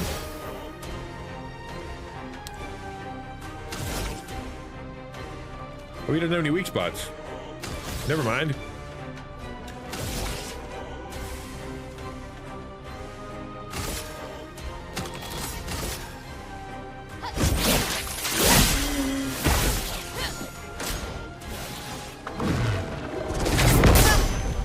Missed by a mile. I was reading online, apparently one thing that you do if you want to, when you want to dodge, is you look at the corner of the screen, and when it zooms a little, apparently that's when you dodge. Like it's kind of a camera thing that happens right when you're supposed to parry, or I don't know, man. I haven't looked. I haven't been paying attention enough.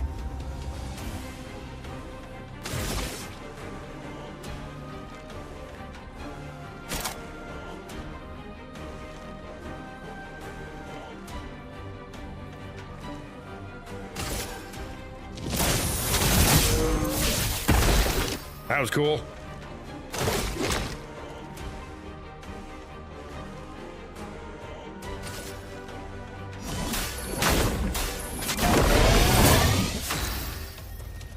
Let's hit this guy like a truck. Let's just do it. Ice shut. Ice make. I can't not hear Gray every time she says ice.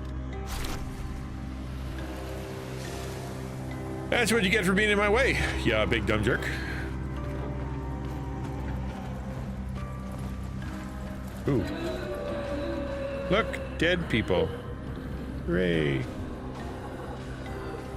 Ice, ice, baby. That's another way to go. Hi. Take this. What? Okay, prepare to get my butt kicked. They don't know any weak spots either. Dag nabbit.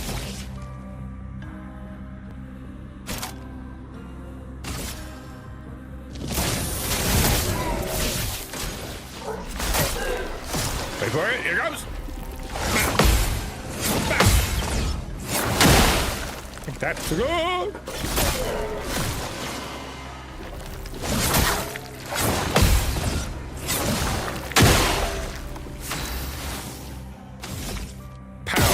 And power. And that was cool. I'm great at this game.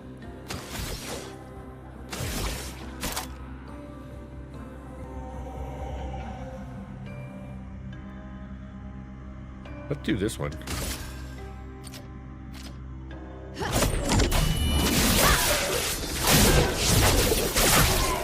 Eat that, sucker.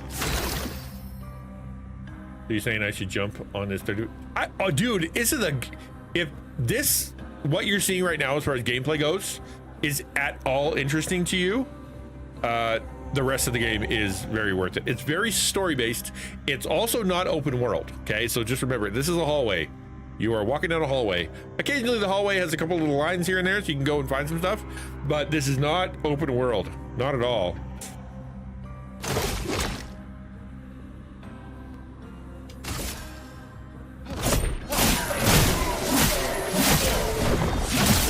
He did not do anything helpful. I don't know what these guys are. What would kill them? I haven't even seen an element that does anything yet. Lightning strike. Oh, that's not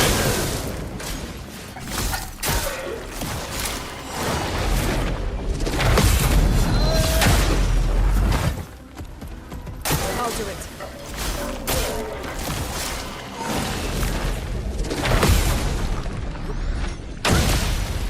I do this awesome parry, and nothing matters because he doesn't have any. He's got shields up.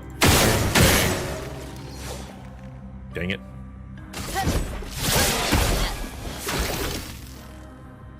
Let's just shoot him. He'll die if I do that. No, he won't. Wukong is similar. You know what happened to Wukong? Wait, Wukong. No, I haven't played Wukong. I was thinking about where winds meet. It's boring, dude.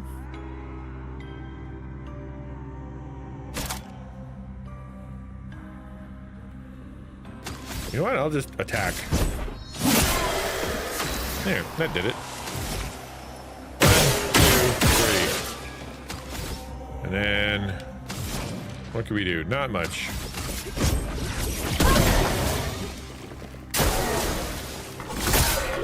There we go.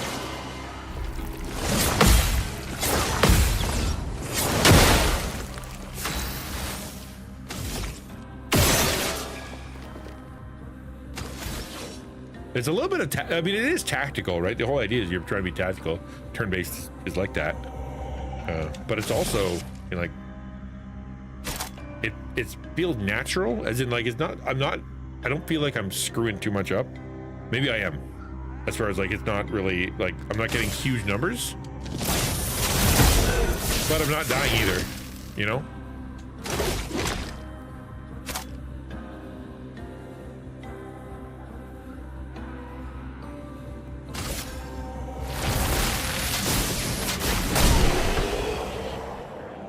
And yet I still don't know what his, what would damage him the most, because I hit him with lightning before and it was 118 damage.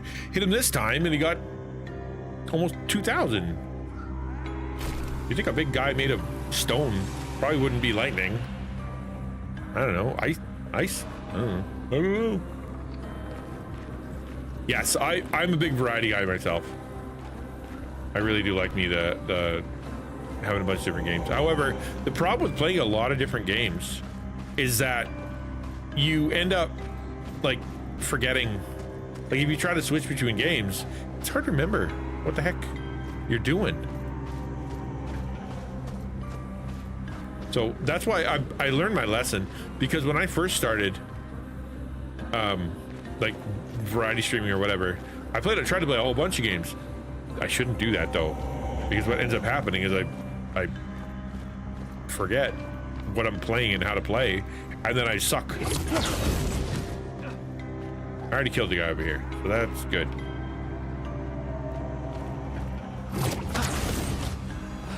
You know what? I've never played Pokemon. Ever. Not once.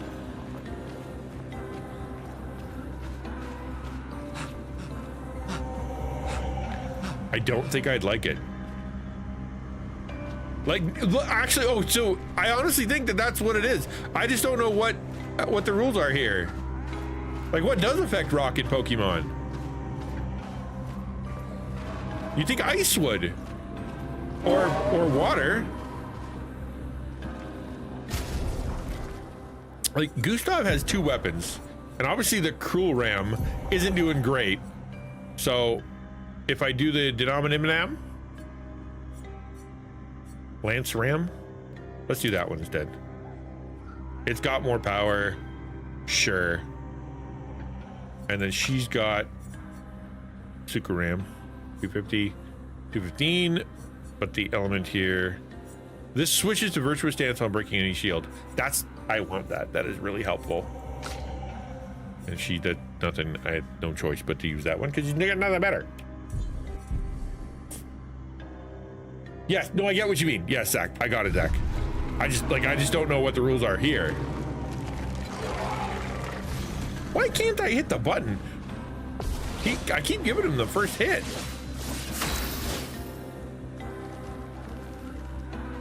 All right.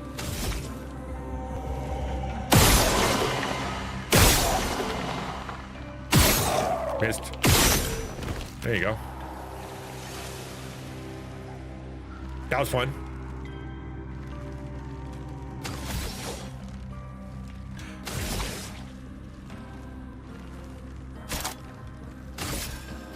Oh, I can't do that.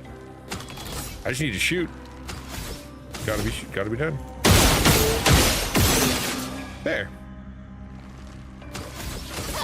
No, wrong guy! Careful, my elbow.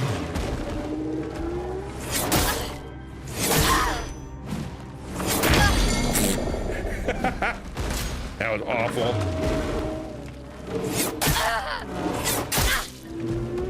Please stop hitting my little girl.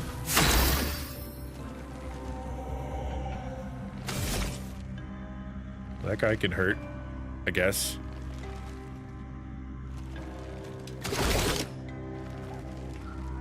Pokemon could have done so much. They've obviously lost their way. I think whatever their next game that comes out, it'll be a lot better. Because they've really screwed up the last couple games.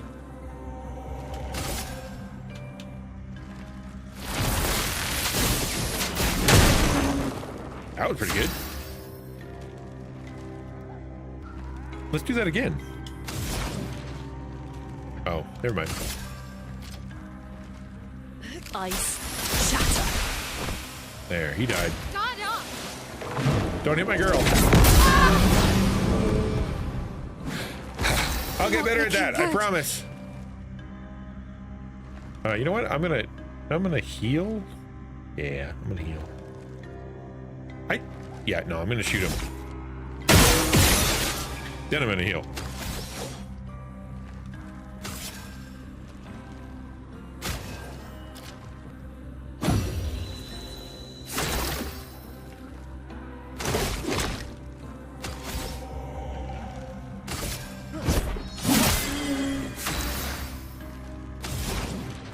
Mayhem. I haven't used Mayhem yet. Let's try that.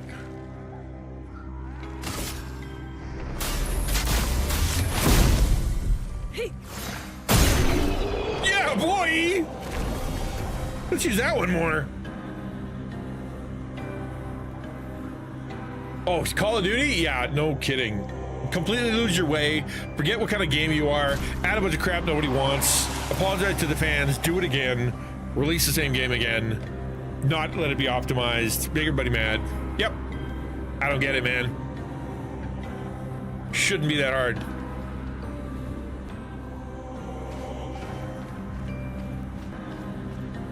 What's up here? Nothing. Keep going forward. I'm sure eventually I'm gonna find somebody that'll forward the plot.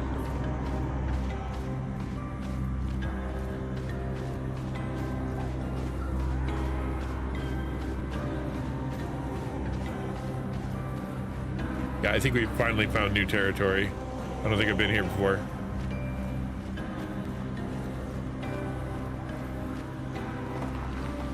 Yeah, I don't recognize that Bell building. Welcome to Bell. That's only for you Canadians out there.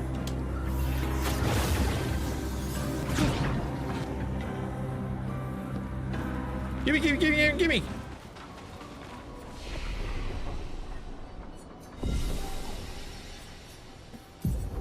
Nope, nope, nope. How did you gain anything? You're not even helping. I don't know where you are, but you're certainly not helping. 6 points. I need 10. He's never gonna get anything. Wonder if I need to do this in order to get those. I haven't unlocked the number 1 yet. Let's do it for kicks and giggles.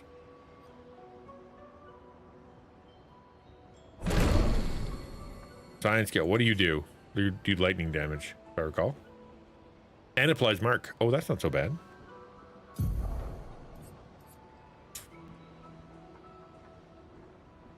Let's get rid of deals medium single target damage, 3 hits.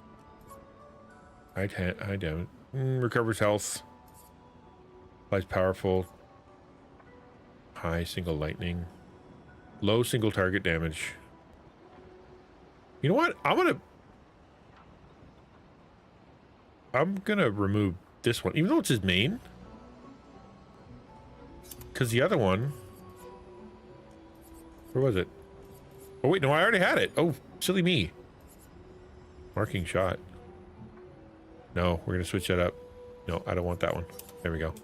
I already had it. Never mind.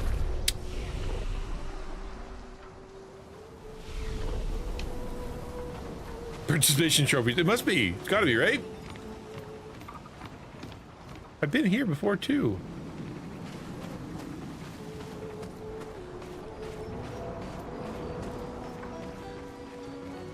That guy was coming up to kick my butt. I think I went this way last time. And that was gonna forward the plot. Or get me killed, one of the two.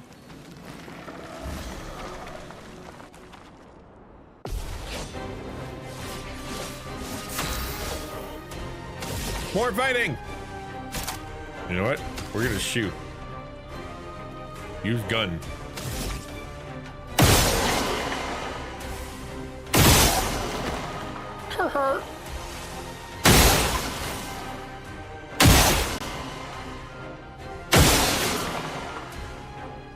Be cool if you died, but you're not dying. So, what are you gonna do? Percé. Let's do that one. Physical. Oh, you float. I can't actually do that to you because you float. I just remember, if he's flying, you can't hit him with anything other than a gun. And bang, bang, bang, bang, bang, bang, bang. That's fun.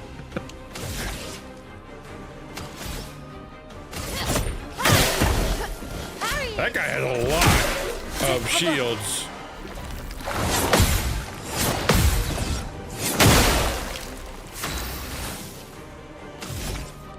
Bang, bang, bang,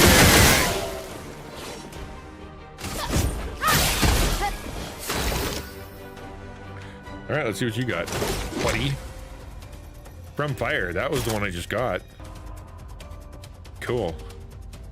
I get health if he's burning, and he is. Let's use that. Yay.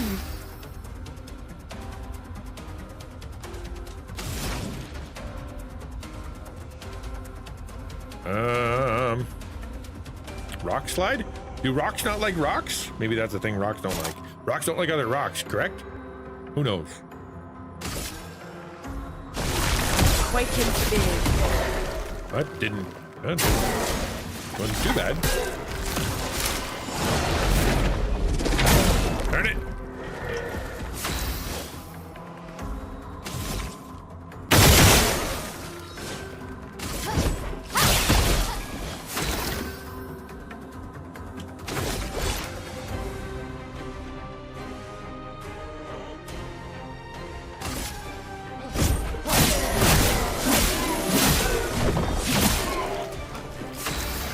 Not really doing much.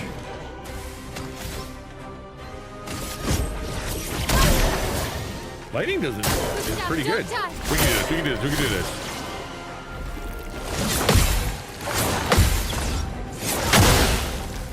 Nice.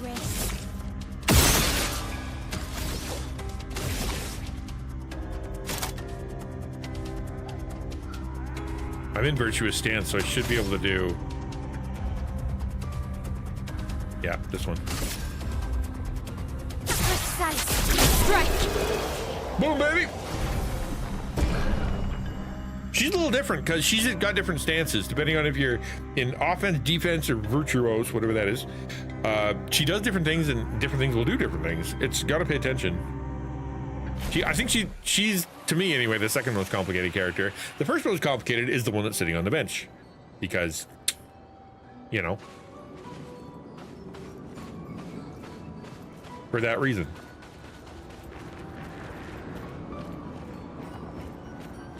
Was that, did I get anything? Why did I come up here?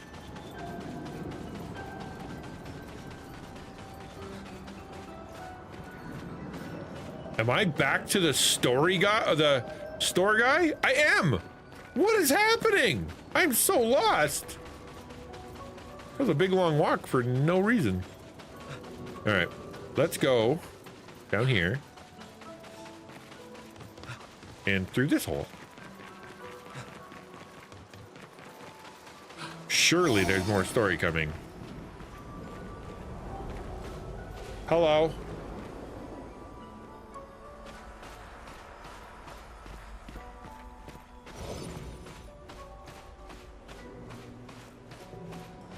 Huh?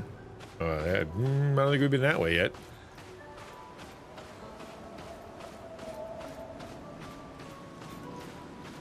I found a website that had all the maps for this game, and I'm like, I was tempted to like leave it up on one of the monitors, but that's kind of not in the keeping with the game. They purposely didn't give you maps so that you absolutely had to like figure your way out. Maybe they'll play the game the way the game wants to be played for a little while, unless it's something dumb. Like, there's certain game mechanics that are just mean. So I think modding those out isn't so bad. But honestly, if it makes it more fun, then do it. But I in my opinion, like in Minecraft, one of the things you could do to ruin Minecraft is make it too easy on you. It has to have some friction, otherwise you don't want to play. Because like, okay, I did all the thing and I don't have anything to do now. I had all the pieces, I built what I want, the end. But if you have to like risk and go wander around at night and find some things and go on an adventure, you'll play more. This has got to be the guy we're looking for, right? Abandoned and incomplete. Entrapped in stone. Quite the situation I'm in, right? Huh. If you don't say something in the next few sections, I shall knock myself to sleep. Good night, then. I guess that's the way to go. Sure. Give me some story. We haven't had a story in a while. I don't know. But I can certainly guess it has to do with the mistress. Perhaps you could tell us a bit more. Oh, you want to know more? Just a moment. I'm wondering what I could ask in exchange. You're not really in a position of power here. A poor threat, sadly. In my weak and incomplete state, anything could kill me at this point. The others, they possess shiny, shimmering rocks, glistening on their back. Why I lack the same luster, I do not know, but it maddens me. We can maybe help you with that. I hope you can. The cavern might be your best bet. If you could find 3 of those lustrous rocks, oh, that would be magnificent. You want some rocks, do you? Sure, why not?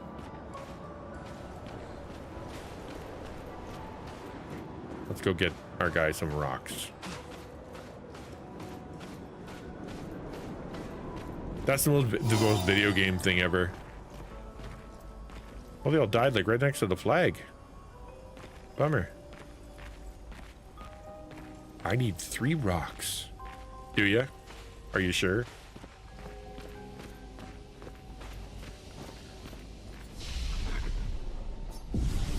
Gustav was the only one who took a hit, so don't have to worry too much about him.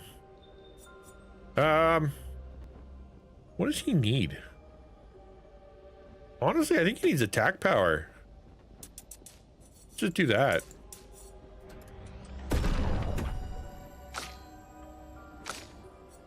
What does she need? Oh, she needs health. Vitality. I just realized how low her health is. Like, it's bad. She's the one that's always covered in blood. 6, still not enough. 1, who cares? 1, nope. And not even playing with that one, so who cares? At some point, it can be like, wow, she's got 8,000 points I haven't spent.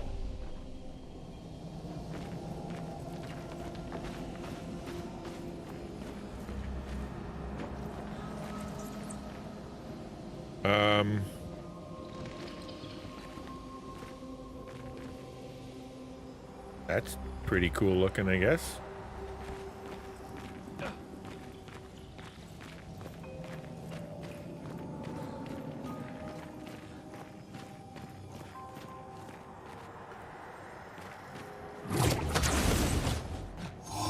Oop. I thought that was a bad guy. It was one of my own people. Creepy. Speaking of going out at night in Minecraft, golly.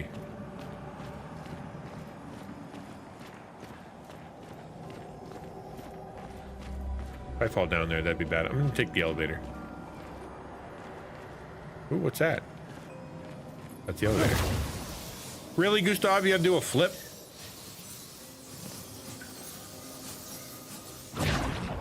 That was a long way down.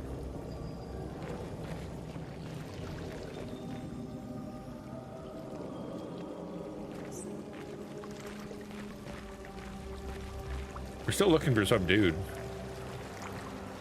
Some magic rock. Oh, there's one. I found a rock.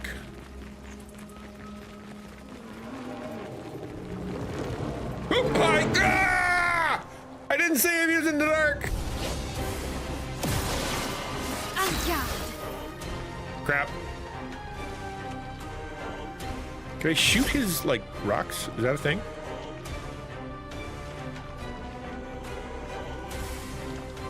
I don't know. Let's see what happens. Nothing. Okay. Oh, he's got 3 shields. Okay.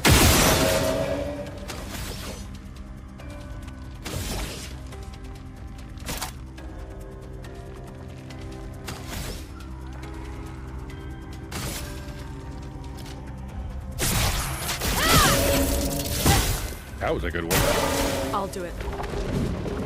Here comes, and yeah, boy.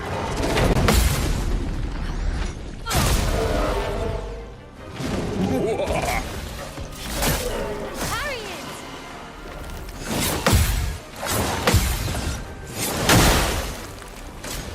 Nice. Come on. Time to hit big. I just parry mastered that entire thing, and everybody should be applauding me.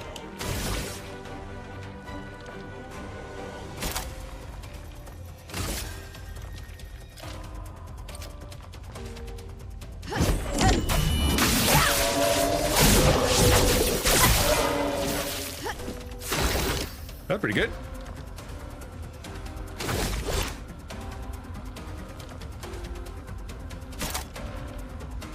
Let's use shatter. Oh. I choose you.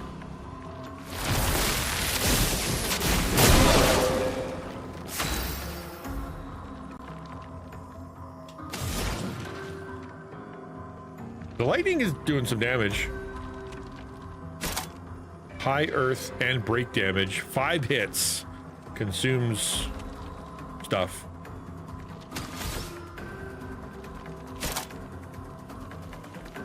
Oh, it's more powerful if I use Thunderfall first? Is that how that works?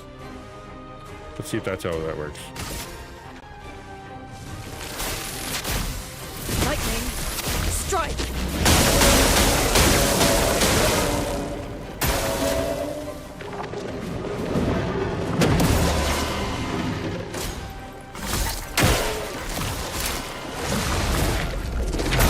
Ah, missed it.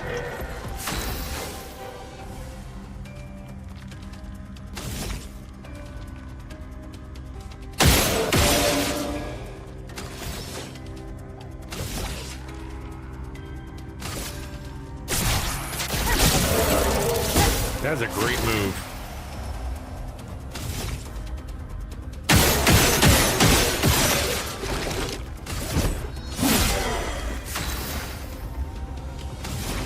Okay. Mayhem. Mayhem. Prepare to meet your end. Hey. Danger. What? I mayhem though. Cover.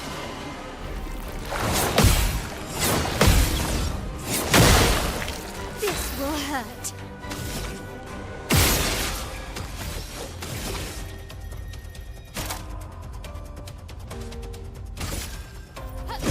Finesse and precision. Lovely. I keep winning. I'm doing nothing but winning. Where's that rock? Gimme, that's why I came over here. Pow. And pow. Alright. Great. 1 rock. Hooray.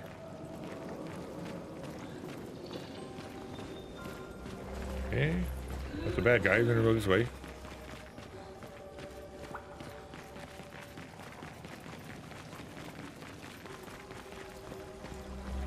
This lead me back up to where I was. Am I being dumb? Nope. Extra creepy in here. Wait. This is where I was. Is it? Where am I? I don't think I want to cross just yet. Hold on. We're gonna go back down.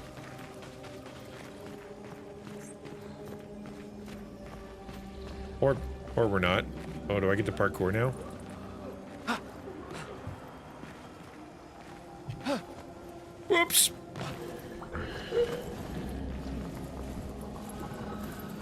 That was some bad parkouring. I found a purple. Gimme. What have we here? Ooh, found a shiny.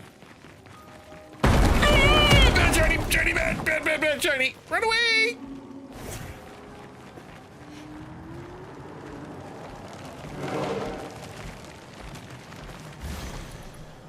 Oops, I think I've forgotten how to shoot.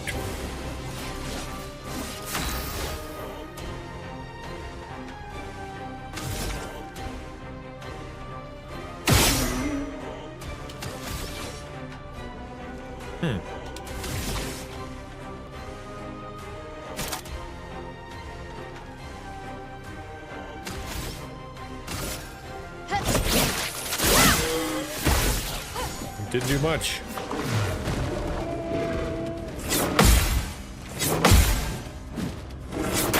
Ah! So close. So close.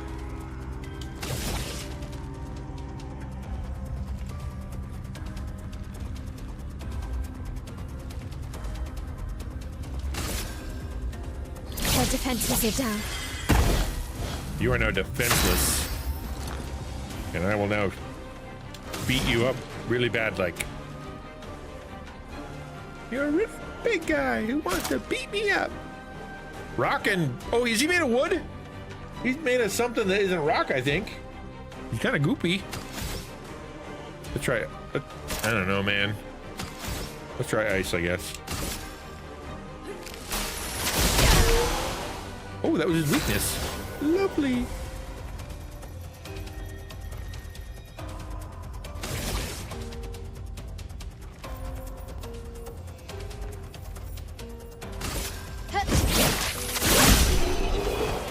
Is that a big door? I think I saw a big door. That was scary and I didn't like it. I got a rock crystal though. I had to beat him up to get it. This place is just creepy. Golly, there's so many places to go too. We wander around here all day. I know there's a bad guy up here. I heard him.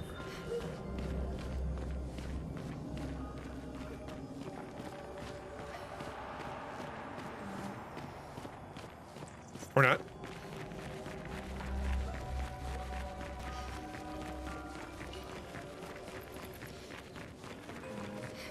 Ooh, house. Can I go in the house? Nope.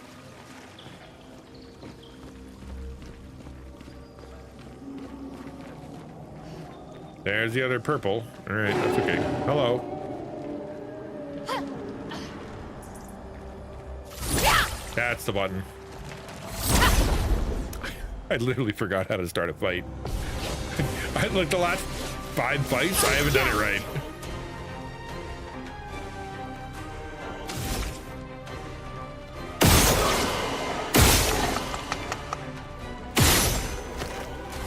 Cool.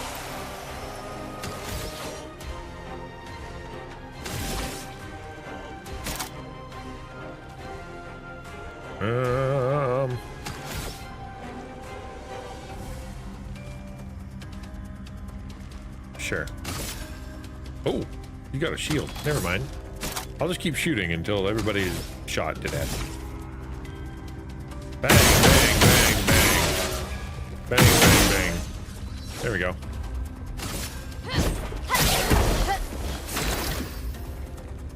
Okay, cool.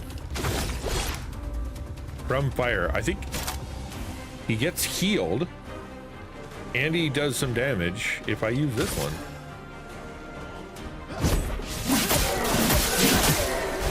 Yes, that's even better.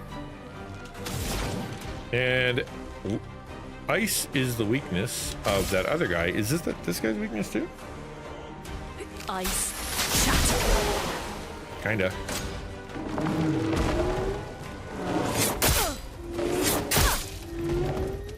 Ow.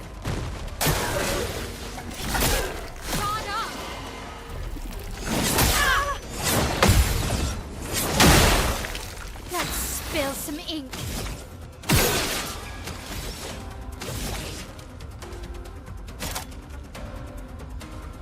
Oh, she's got lots of health. She's fine.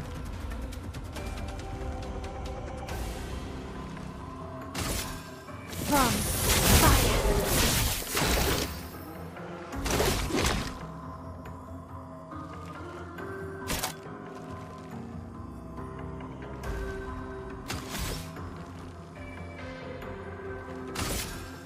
So many choices.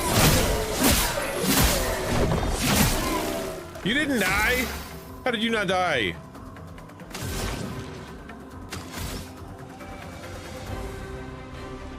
He's got to be one shot away from dying, right? Come on. Yeah, there we go.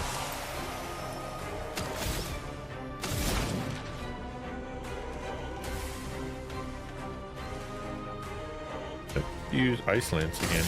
Oh, can't.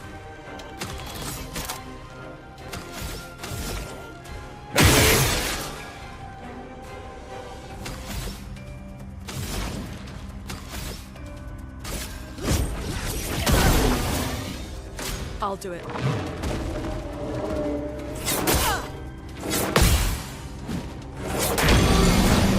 That one's hard to judge. When they jump like that, you never know right when they're coming down. She's not doing very good.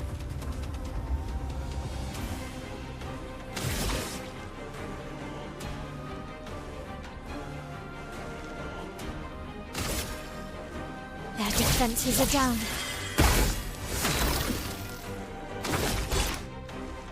Oh man, I can't even do overcharge.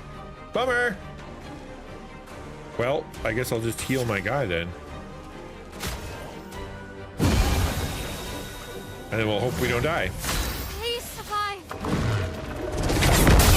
Dang it. She'd have died. Oh, God. That was a good choice.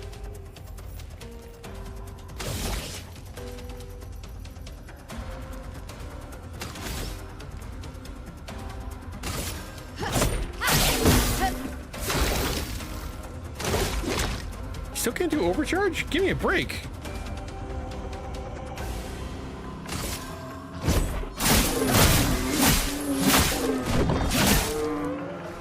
Well, it did damage. Sure.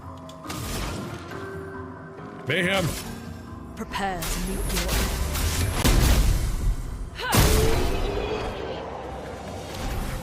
There.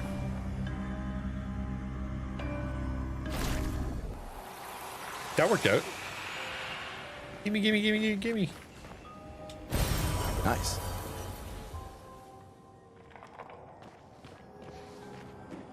Okay. I already went up and around there. I think I need to go down.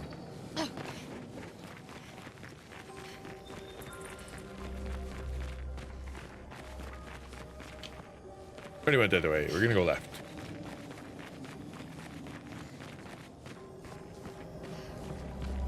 Oh, we're going further down? I don't like that. I don't like that at all.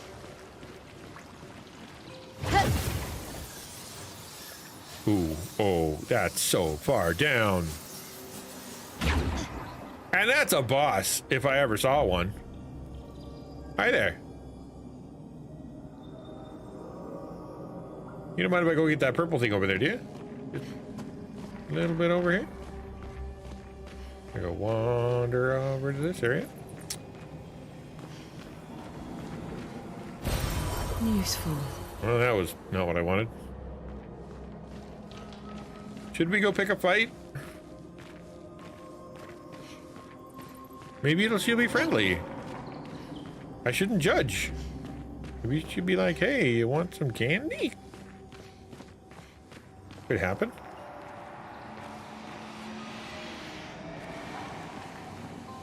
Not making friendly noises, I'll give her that. Hello. You want to talk a little bit? Ha! She made a move. Finesse and grace.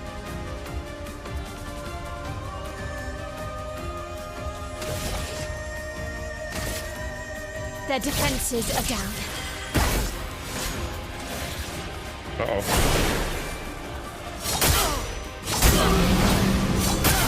Wow. Then everybody died at the end. I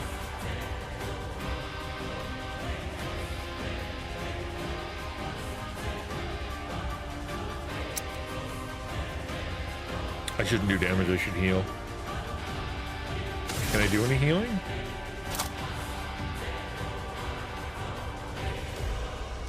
I need healing. I can't not do that. Can you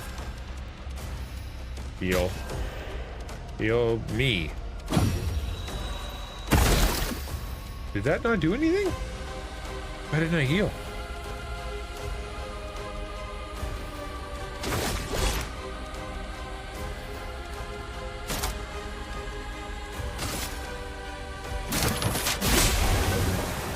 Well, that's something.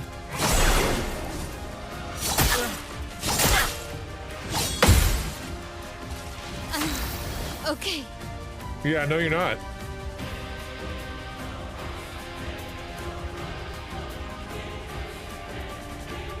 Let's try healing again. Why didn't that work?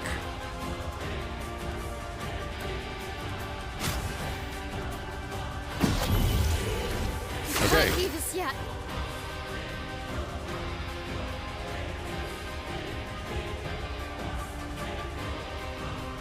My brain is working overtime trying to figure out what to do. Let's use a healing item. Yeah, her.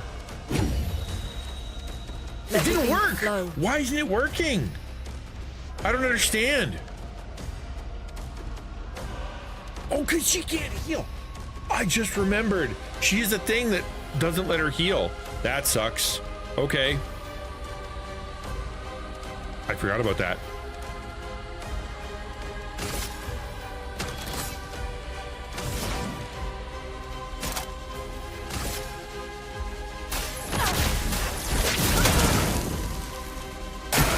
Danger!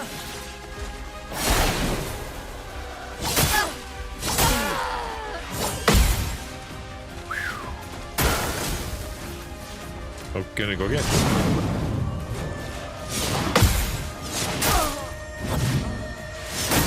That is bad. Wow, okay. Cool. And then I died. That was no good. Send in reserve team? I don't have a reserve team. Do I have a reserve team? What? I don't have a reserve team. Sure, why not? Oh, just my one girl? Sure. Let her rip. Why not?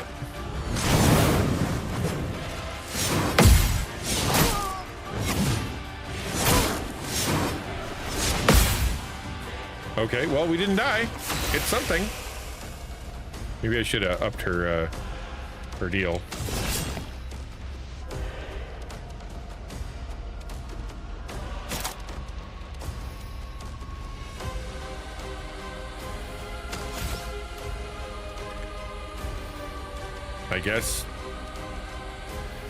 I guess this one. She's really complicated to use. Try me.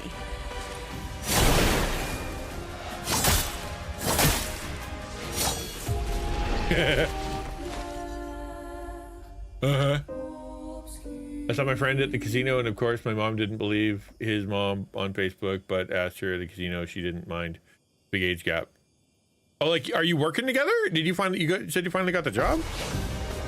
I have to win? I want to run away. Let's try again. Let's just try one more time.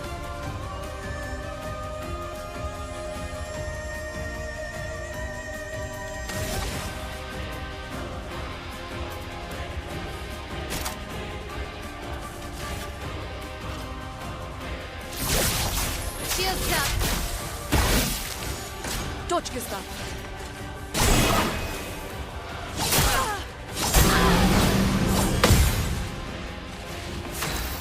Could have been worse.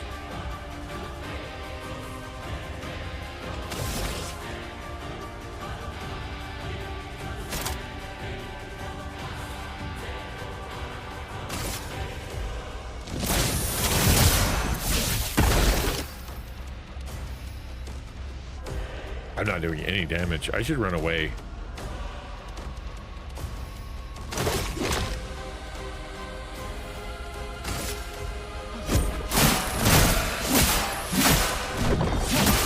That That did A nothing. storm is coming. Okay, so it's not that. What are you allergic to? How about rocks? Do you like rocks?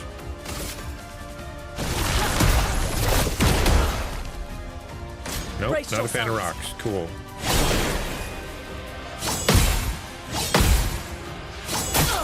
Oh, that was so close.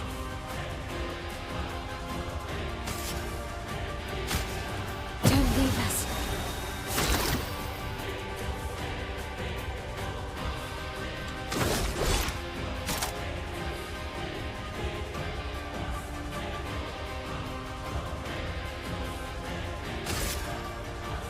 Second wind. So you didn't like rocks, but I can't do much about it. Prepare to meet your end. Oh, your weakness is light. Oh, interesting. Oops. Not giving up.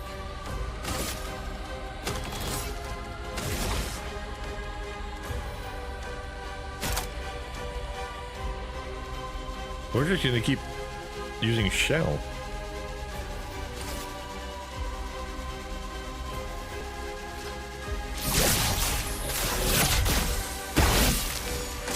Cool. I'm in trouble though.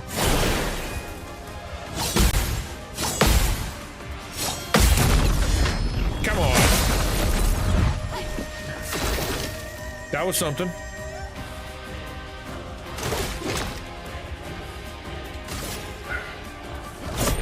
For those who come after. That was good. I can't take another hit though.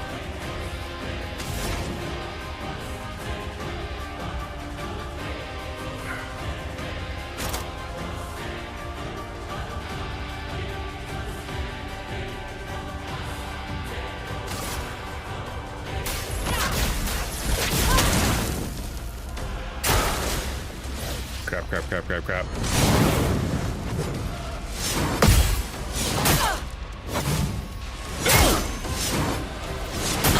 Okay. Don't die, don't die, don't die, don't die, don't die, don't die, don't die, don't die, don't die.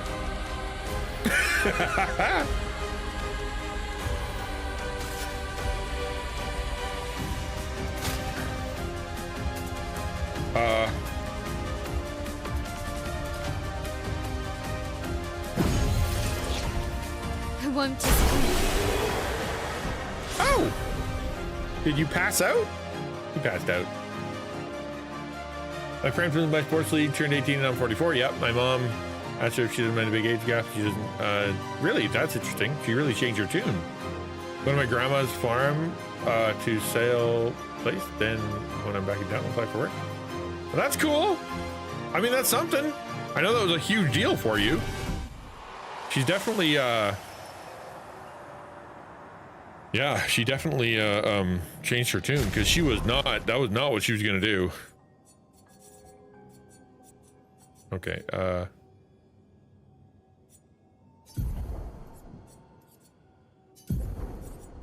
got a new one. It's called Perilous Parry. Plus 1 AP on parry, but damage received is doubled. Ooh. I don't like that. No. Bad. But I need a nap. I'll tell you what. Poof. Not dead. Yeah, dude, I'm glad you were patient. He must have took some time to really explain it to her, because I didn't see her changing her mind. We can She use was that. pretty serious.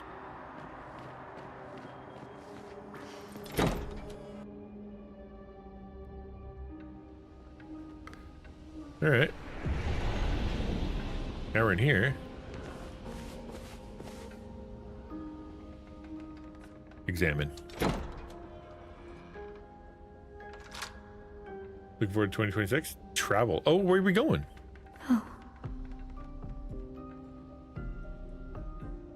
Oh, a new outfit. Wasn't that nice?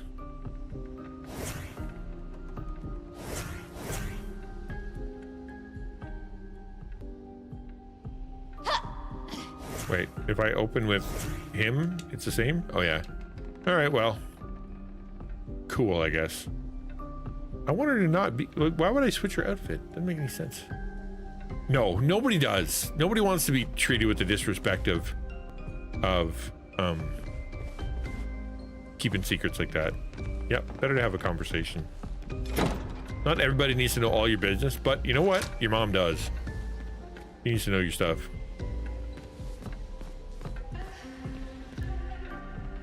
What do I do here?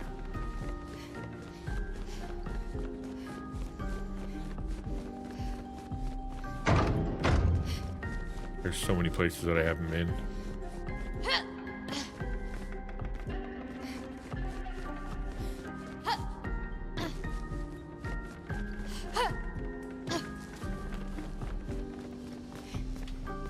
There we go.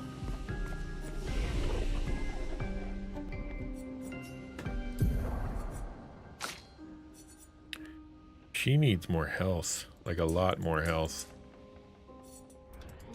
Wasn't a bad thing to ask mom when they said hi, but yeah, well, exactly. I mean, it was risky because she could have, you know, given you grief again, but I'm glad it worked out that way.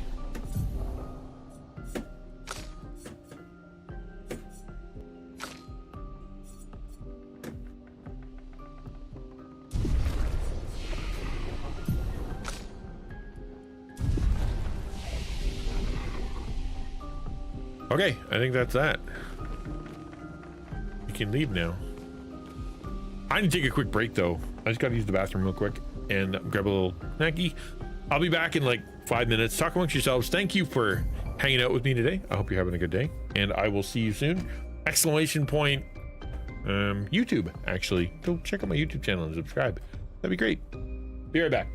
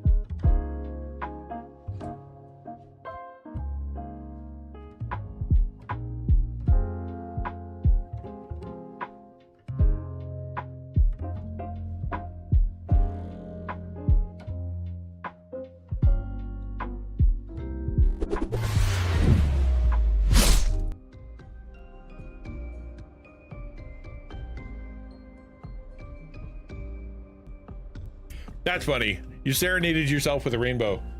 That's lovely. You know what? Start the new year just serenading yourself with a rainbow. I can't think of a better way to start the new year, you know?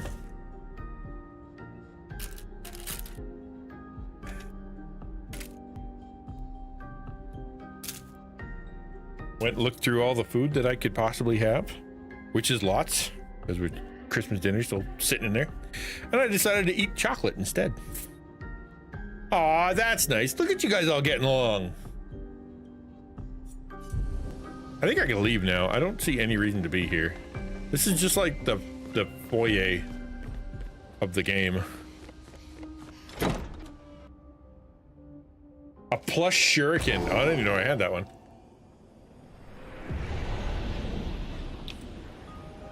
Okay.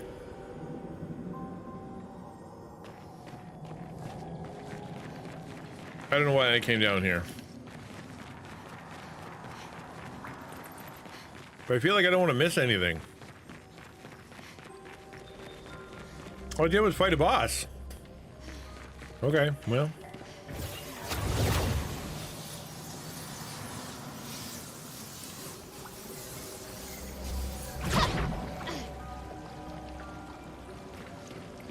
Here's me hoping they didn't respawn all the monsters because I rested. They did. He's over there. Dagnabbit.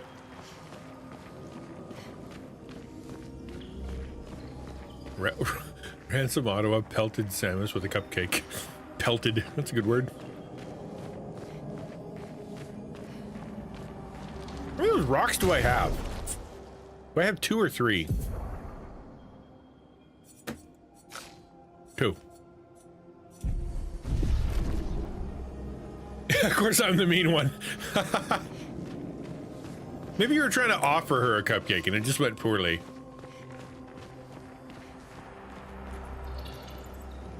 I already fought you once. I don't want to fight you again.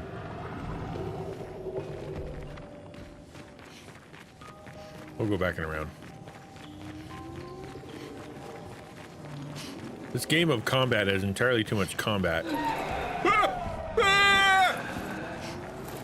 Fine. That has been cutting sugar out of her diet, so that would be mean. Yeah. Sorry.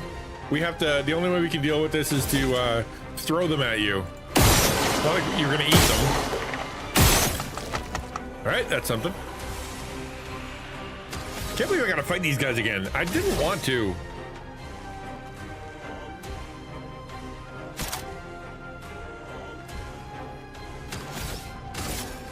Oh yeah, I gotta shoot them all. Dagnabbit.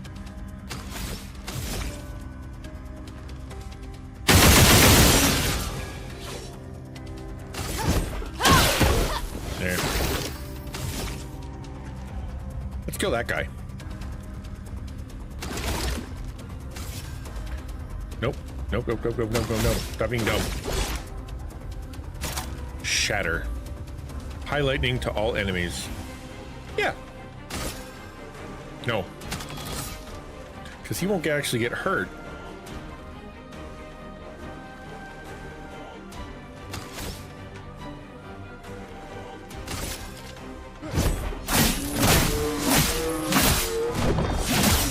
That didn't do much.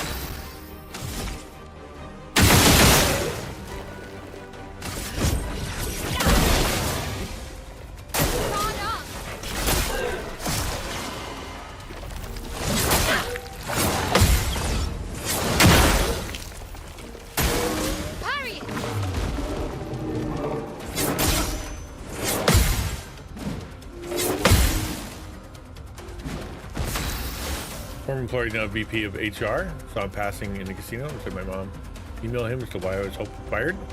Oh, that'd be cool. Yeah, nice. Well, said my computer can't handle streaming and recording playing on the Switch with source record. Why not? I would think that would be easier on the computer than playing it on the computer. No? I wonder if that's a driver thing, or maybe you're not plugged into the right USB port. Might check your ports.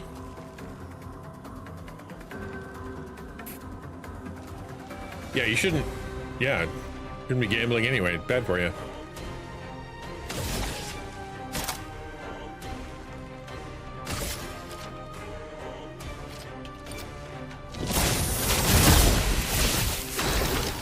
That was cool.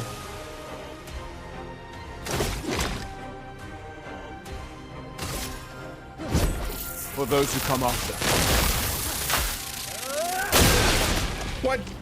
So 2 hits doesn't mean 2 hits. Okay, fine. Mayhem. I love mayhem. Prepare to meet your end. Lovely.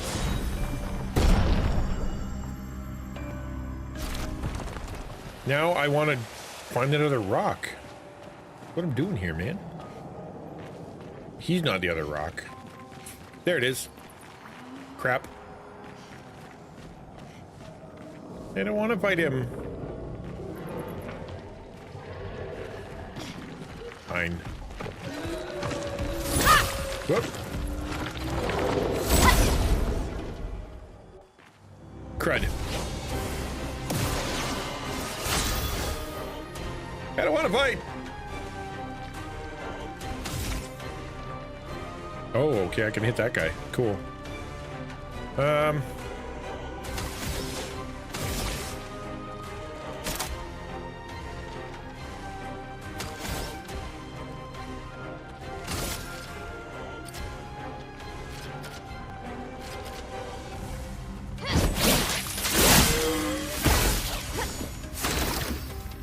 Tube stutters a while. Recordings are fine now. Need to balance my resources more apparently.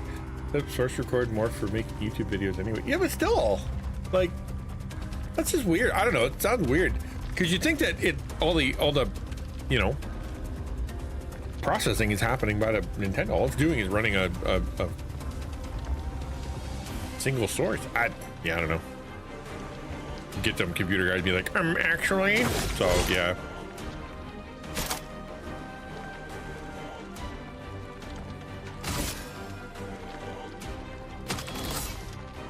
What do I have? He's got 5, and it takes 3, so that wouldn't work. Okay, whatever. I'm gonna hit it with lightning.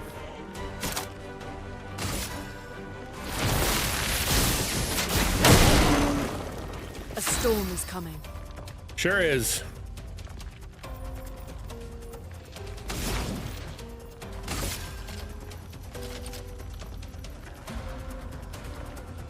Ice shatter. There, one down.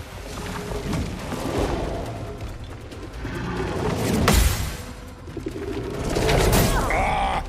So close. Take cover.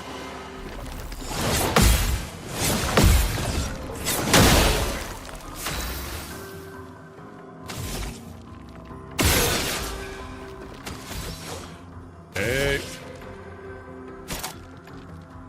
There we go. We do flurry. Far out. Finesse and precision. Lovely.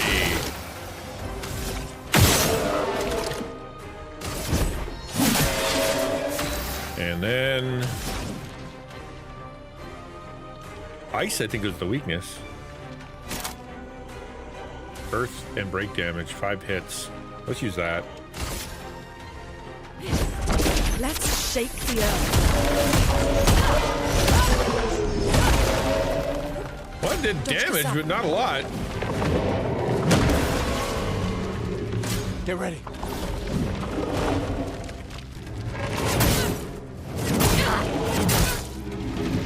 Well, he didn't hit very hard. Well, that's good.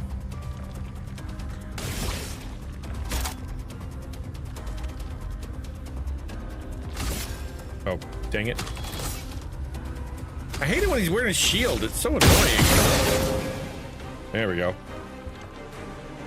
Honestly, been handling stuff pretty well, all things considered. Yeah. Well, yeah, there you go. Positive thinking and all that. I know I complain about mine a lot, but there's a lot of people with a lot, you know, worse technology than I've got. And they're not complaining.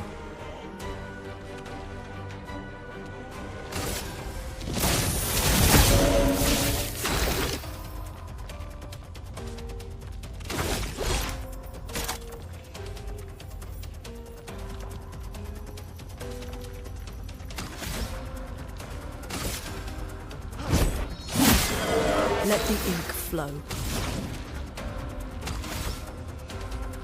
I only have one? And I can't do mayhem? It takes 3. Alright, well. 2-hit combo coming up. Here we go. Ready? Watch this. No problem.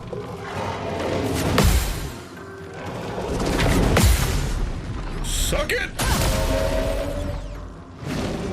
On top.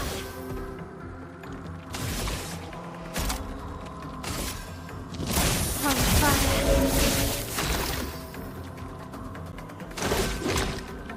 Okay, we should be able to do powerful. Yep.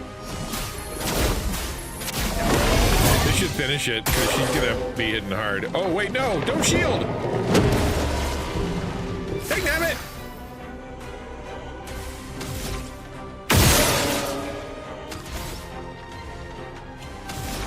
Oh, we can still use mayhem. That's all right. So it's all good.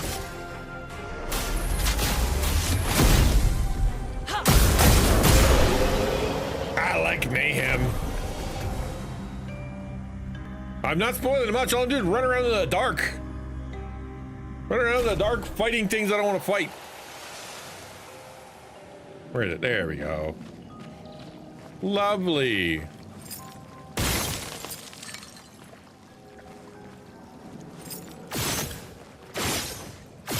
Oh, wait, that wasn't it? What? Oh, that was the one I already had. Aw, I didn't even have to fight that guy. Okay, well, let's keep looking then. Dagnabbit.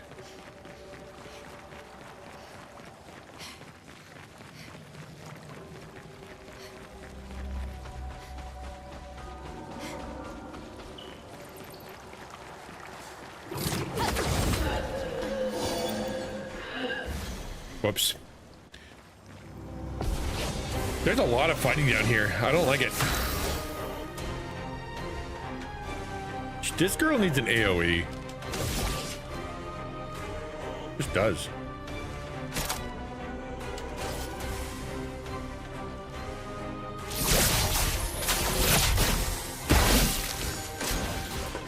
I didn't even heal. Don't die.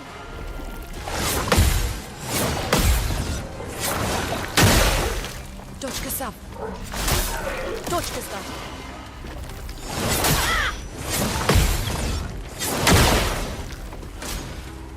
Here comes this guy. Oh, I missed. Finesse and grace.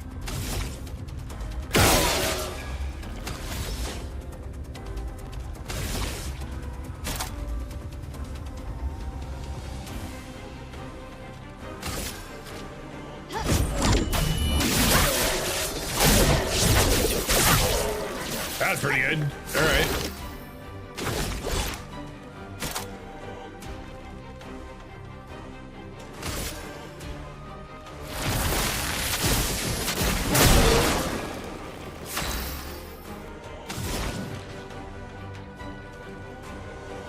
What's Crustal Crush? I haven't even tried that one yet. High earthbreak damage. Oh, that didn't really help. These guys are made of rocks. Medium lightning damage to random enemies. Let's do that one.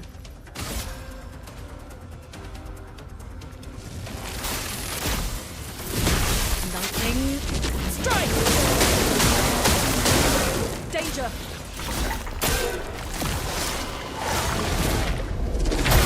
Missed. Silly, silly, silly. What are you gonna do? Do a flying one? Of course, I countered the guy with the shield. Get ready.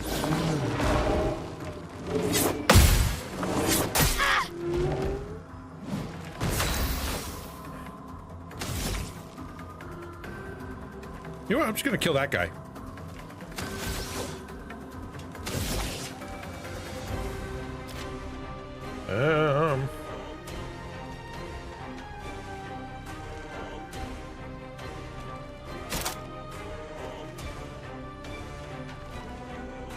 Actually, I should heal. Holy moly. All right, never mind.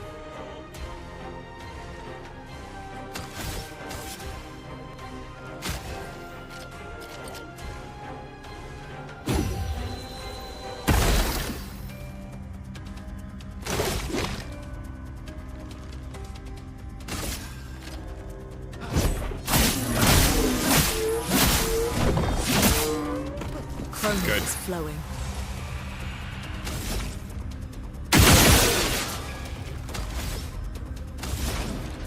Crud. I really need mayhem.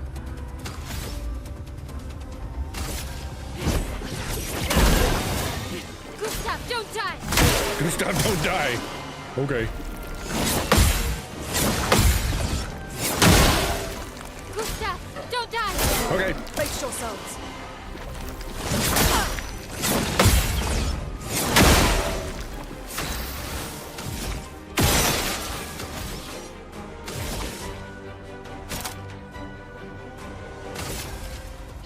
Finesse and precision! Man, that guy was supposed to die.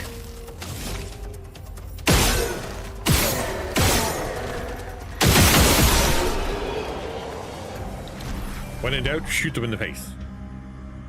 Healing's overrated anyway.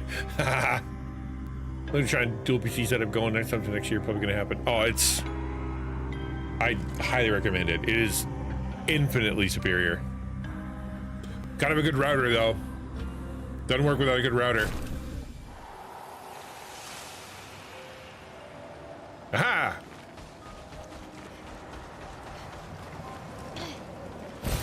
This will be useful. Nope.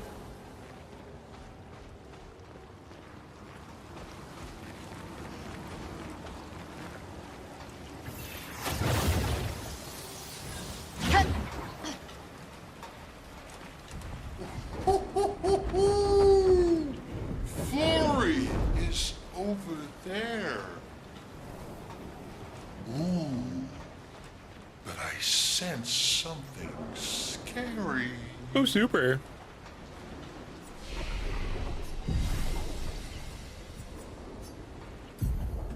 I don't like scary things. Yeah, I think he needs more vitality. I really do. My guys need more health. There's not enough health going around.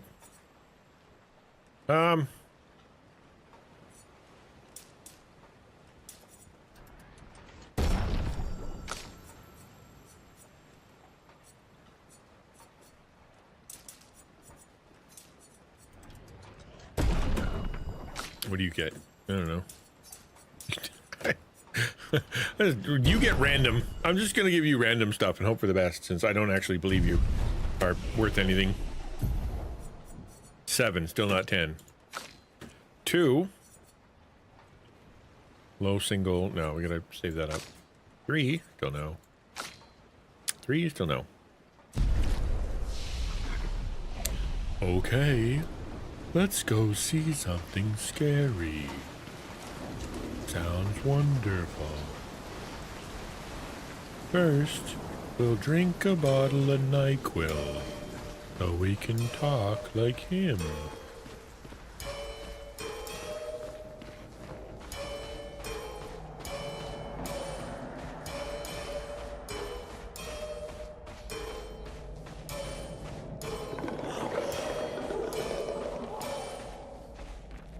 The place is pretty limited options for internet, and they aren't great. Mostly working off cellular towers. Oh wow. What about Skynet? Elon's thingy.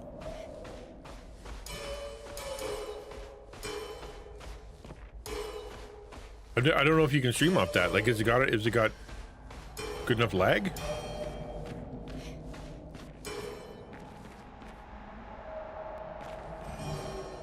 Cutscene, yay! I'm gonna eat some more chocolate.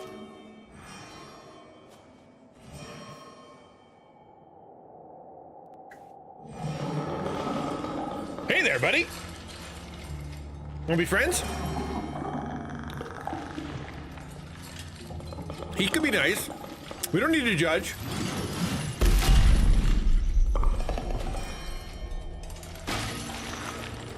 It's too many hands, man. All right, let's get rid of him. The rock should be nearby. Or we could just fight immediately. Sure, why not? That's Hello, still lamp sweet. master. I'm not really afraid of lamps, but okay.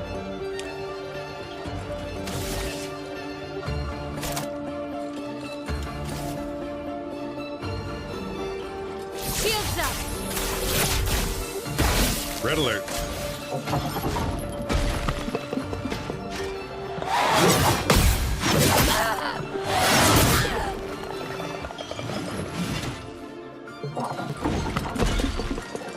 Get ready. That master switches off all the lights. What?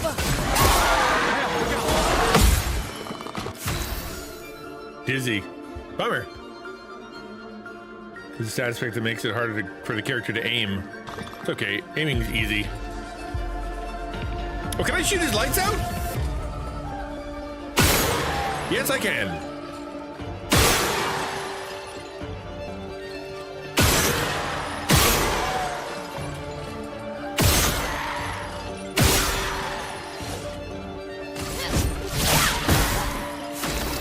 Okay. Gustav. Are those not real lights? I think I've established those ones aren't real. All right. Am I gonna hit this guy with Lumiere Assault? Probably not. He's made of light. Yeah, that didn't do nothing. A storm is coming. Turns out he's not afraid of light. What can I hit him with? Fire? Nobody likes fire.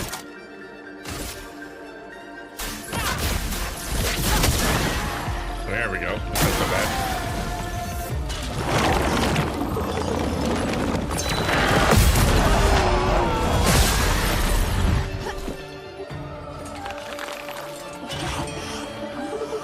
On guard. Okay.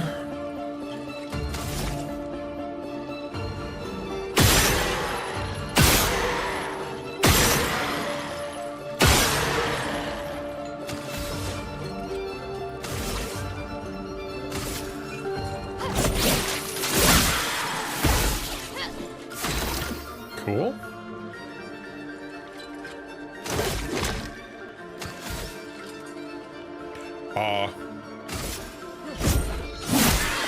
Let us stain them. What doesn't he like? Maybe electricity?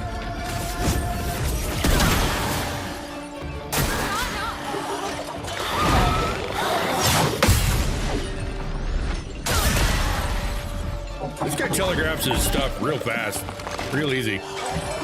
Like I haven't had to guess at all. All right, well.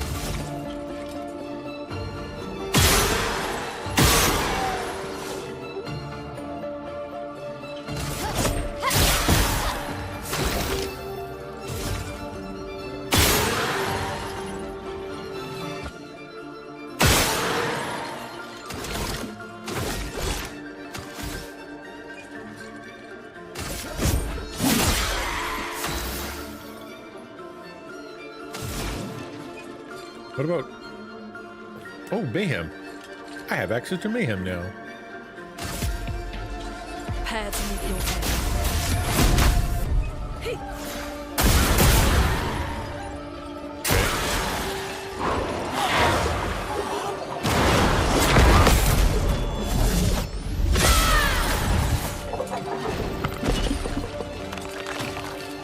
I have parried him each time. I'm not going to toot my own horn too much. I'll lose. But, like, I feel like I did pretty good. Like, he must telegraph it a lot.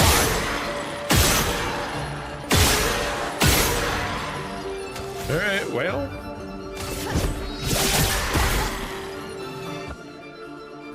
Let's go. First try. Easier than expected. Hey, Yes, don't jinx absolutely. us. No need to invite misfortune. I don't see any stones. What's happening? Well, hi there. Misfortune. Second phase. awesome.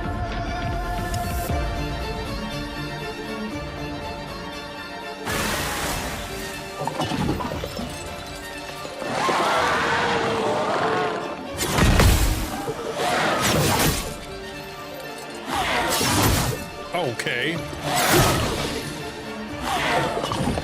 That was hard.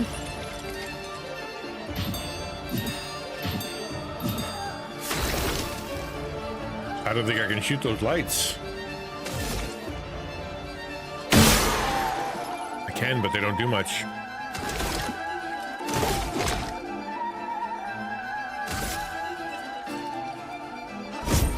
For those who come after.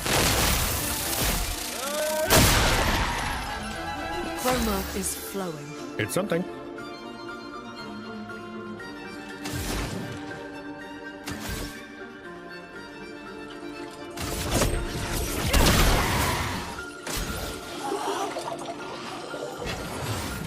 Okay, hello.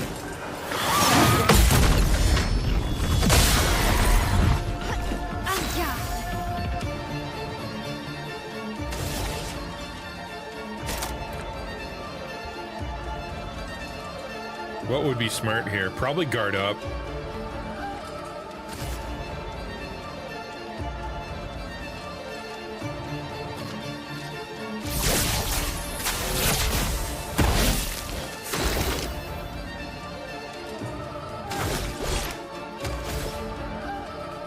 Okay. A storm is coming.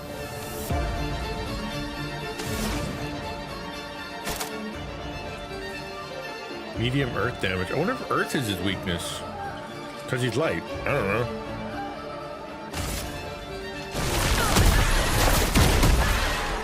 Nope.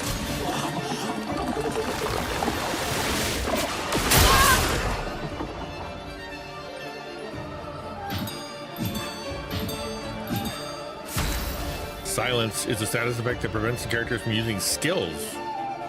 Garlic is an option, but I'm hesitant with satellite. Need it for work, personal streaming, and that thing. Like, and also wonder if you have enough. Like, it can't do lag if you're streaming, right? It's got to be consistent. It can't be jittery at all. My roommate and myself, we need some decent bandwidth to be on if I'm streaming when he gets back and hops online. Yeah, exactly. I hope it works out, man, because moving someplace with sketchy internet, doing what you do, right? That's how do you bummer. Although, if you ask your boss or your, you know, be like, hey, I don't have good internet. I need it for work. Can you get me XYZ internet that's actually good?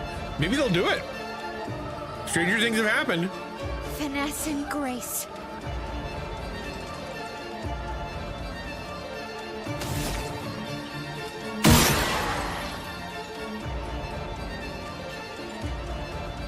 I failed the lamp trial. Shooting lamp has no effect.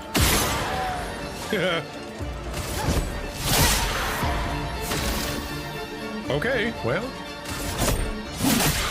A storm is coming. Take cover. Okay, we can do this. Nope. I can do it. That hurt.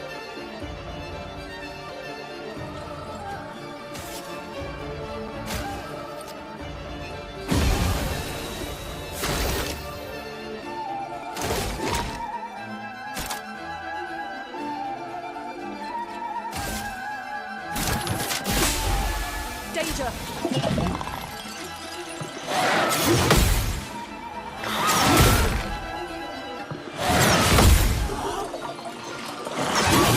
Oh, we had a fourth one. What the heck? That shouldn't be allowed. I guess he's got 4 lamps. Let us sing them. I thought it might be that purple one, but I can't reach the purple one. Shoot. Oh well, that ain't it.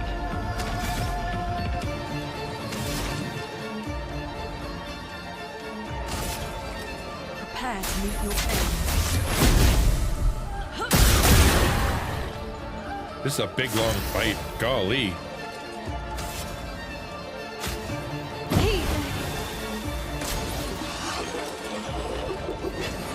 Okay, we can do this. We can do this. We can do this. 2 down. Bummer.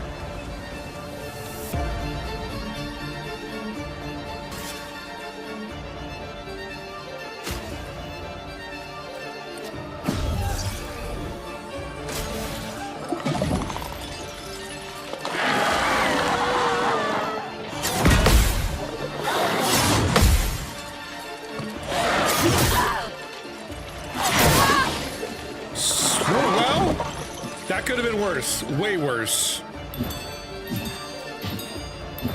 I can do it.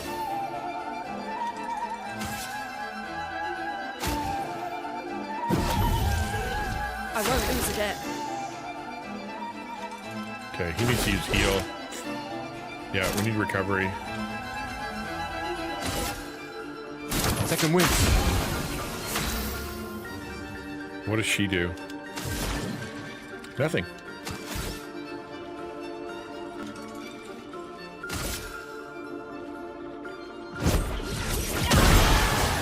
Danger! Okay, this one I should be able to do. I've done it every time. Nope. Rick! And then everybody died at the end.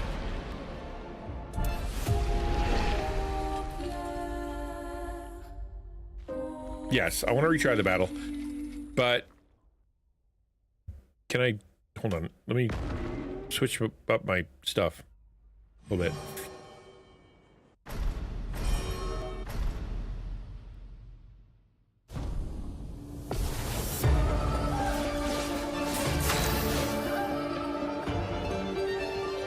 Oh. Okay. Try this again. Guard up. Danger!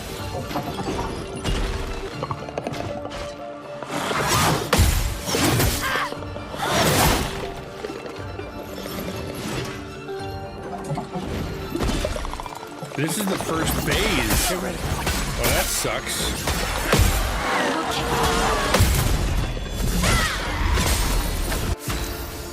I should almost let him hit me with those lanterns, because if I parry, I get a lot more power.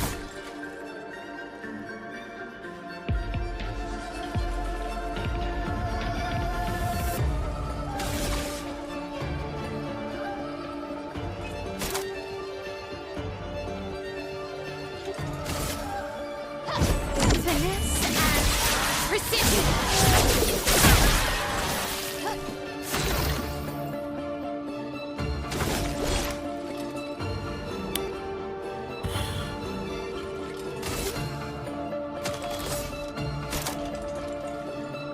I don't think he has a problem with lightning. I don't know. I mean, it hit him pretty hard.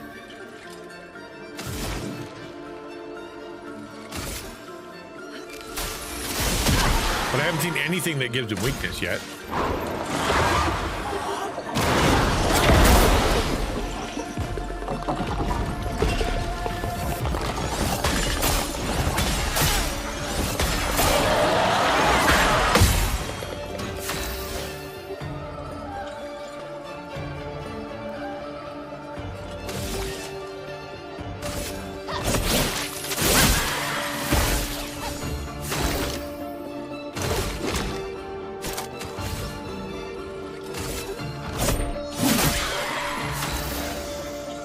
This is actually a pain in the butt. Hi, Jones.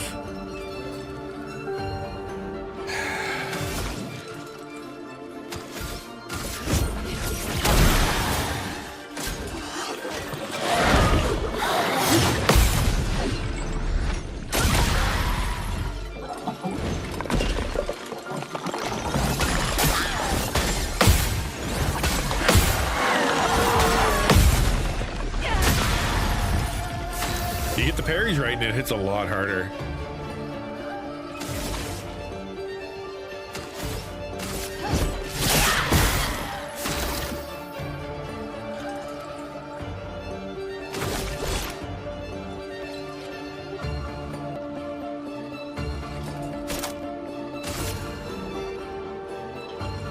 Second wind. Let the ink flow.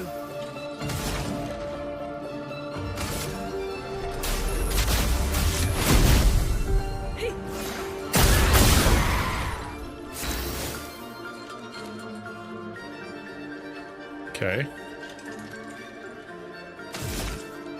You know what? I'm gonna leave the lanterns lit. It just works better.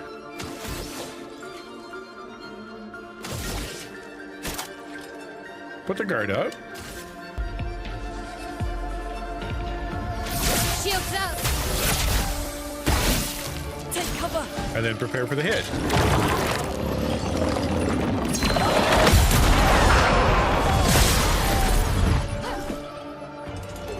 Please, fly.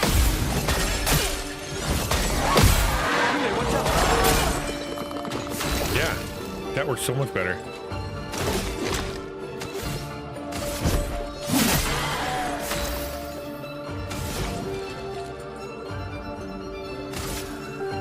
Ice. Shut.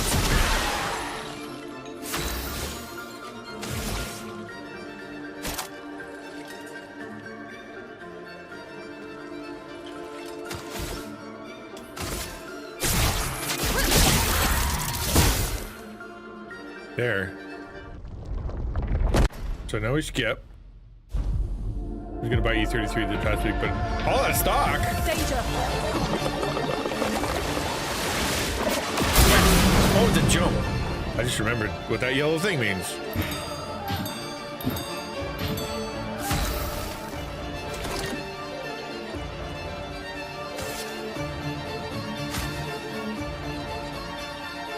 Dude, yeah, that's what I figured. Actually, I bet they have a really cool collector's edition. This game would probably have a really cool collector's edition.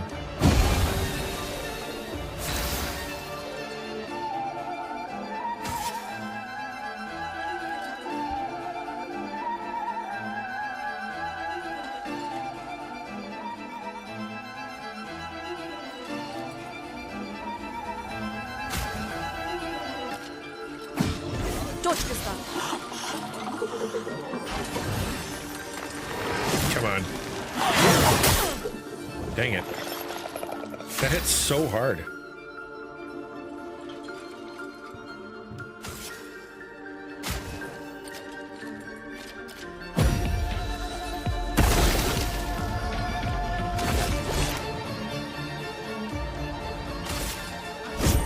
For those who come after. A storm is coming.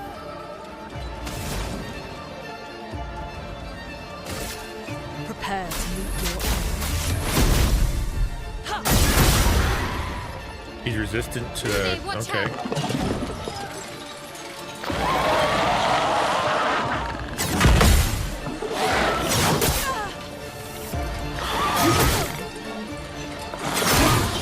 Darn it!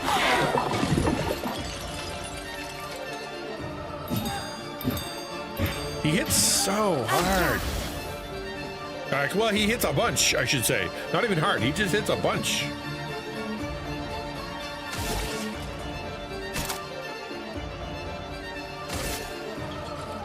Finesse and precision. Yeah, I'm gonna lose. I don't hit hard enough.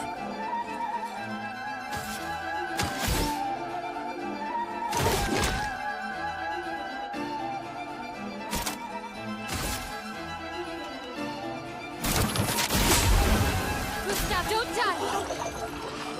Okay, just get it right this time. Just this time. Nope. Not Shoot. getting up.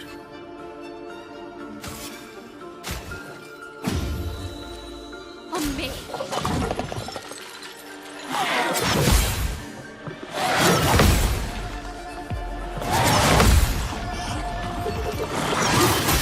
Oh, come on! That was one more try! I didn't die, though.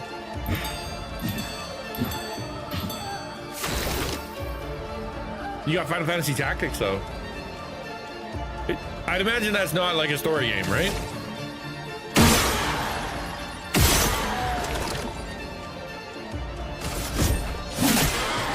Not giving up.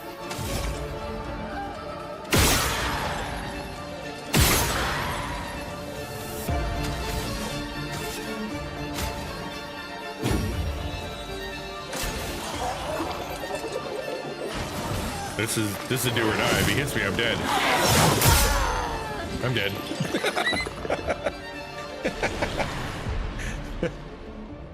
No, we're not gonna fight him again. We can't. No. We can try re-jigamifying the what we do.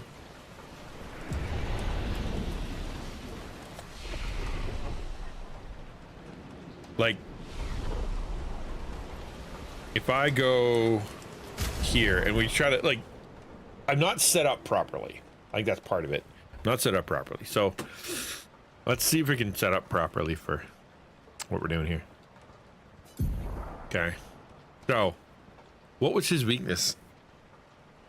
I'm gonna look it up just because I forgot, not because I'm cheating. I'm cheating a little.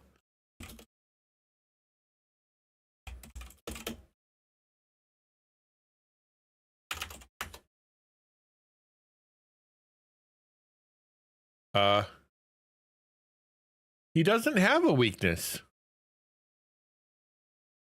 Shooting the lamps in the correct sequence during its ritual. Oh, all right.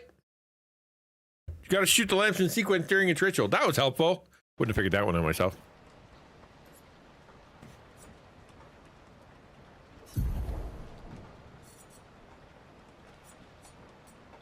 Yep. Can't change that. I wonder if I could. Earth, not good. I need heavy. Fire damage, 3 burn hit, applies 2 more burns if target's marked. No. And that's low lightning damage. Fire. Yeah, that's not really. None of that's gonna change. I don't think it's marking shot. Actually, I turned off marking shot because I wasn't using it, but I should turn it back on. I have 2 things that give him health. I'm gonna switch this up for marking shot because that's actually better. Because then if he's marked and I use her and you hit him with, yeah, burns if target is marked twice. Okay.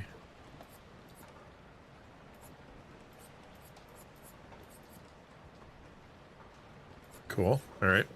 So your deal. You got a bunch that you're not using. Breaking your rolls. Deals low level physical damage. Destroys all target shields. Needs 1 AP per shield destroyed. Well, that's... Why didn't I have that turned on? This guy doesn't have shields, though. Low single fire damage. 1 hit target becomes weak to fire damage for 2 turns. Oh. Okay, that's interesting. Applies burn.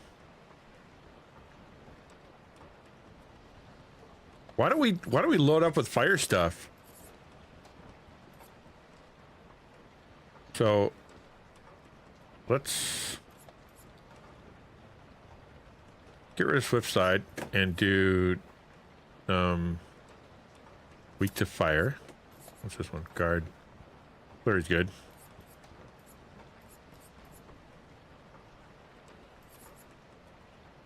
Oh, I need to switch to Virtuous Stance. Okay. Increase damage to marked targets. I should have that on. This is hard. February 2025. Kind of hard to choose. Reach probably. Yeah. I thought the same thing. I'm like, Reach is the obvious answer, right? Magpie's Dragon Con, pretty close. Yeah, for different reasons, but yeah, okay. So big events like that. Yeah, Reach was awesome. I'm like, is it the best thing I did this year? But the, yeah, it was pretty great.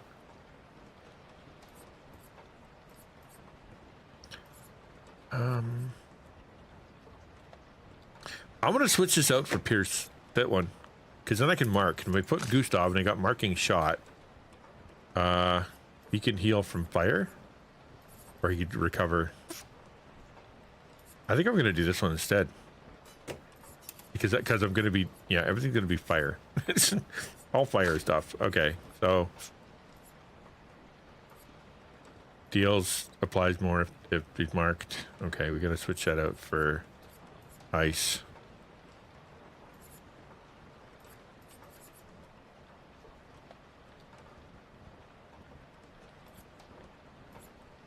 Yeah, and do that one.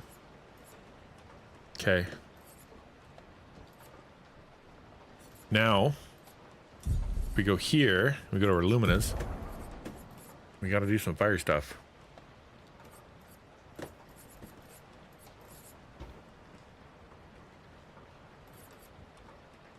Burning shot. Okay. Increased counterattack damage. Apply burn. What's this one? To burn. Oh, on hitting a marked enemy. I'm gonna turn that off.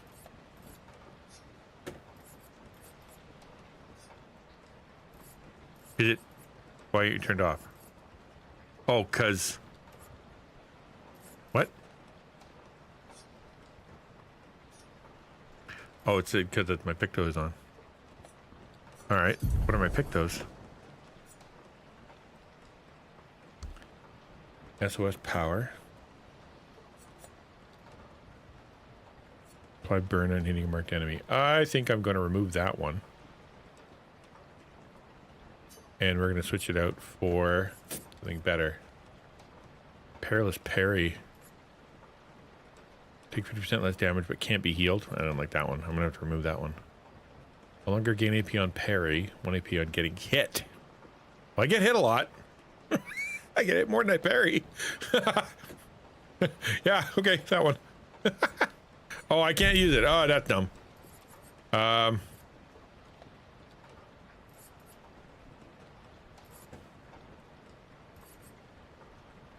Increase break damage. I don't even know if I do break damage. Energizing start. Dang it. I'm already using them all.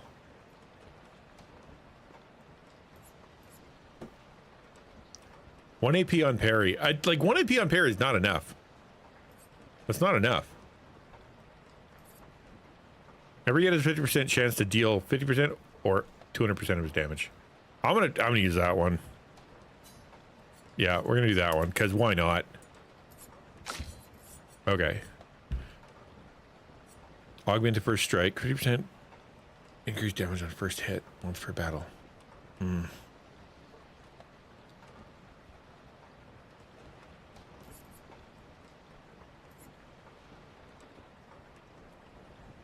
I'm trying to stream. Oh, you are. Far out, man. I didn't know that. It's cool. Try to stream more often. Good for you.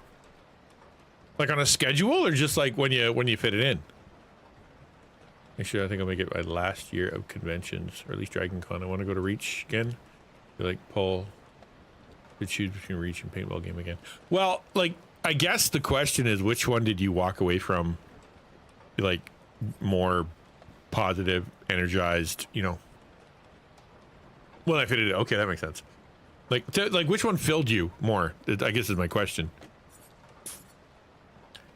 Right, and so that kind of a no-brainer when you think about it that way. This is 1 + 1 AP. I don't need that. I'm gonna switch out Perilous Parry. Just for kicks. See what happens. Okay, and then she's got, yeah, okay. I don't think I can do anything about that. Okay, now let's go back to the Luminous. We got 6 we can deal with. Augment to increase damage. No. Cleansing tint, marking shots. Counterattack damage. Yeah, we should do that one.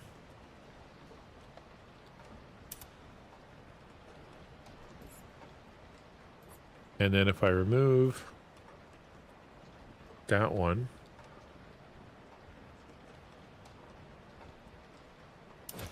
and that gives me 6 more, which means I can put in roulette. I don't know. Apply powerful when falling below 50% health. Energizing jump. 1 AP on jump counterattack. No. Probably SOS power. Like if I go down, then I hit harder. I kind of like roulette though. 200% is good. Me like you 200%.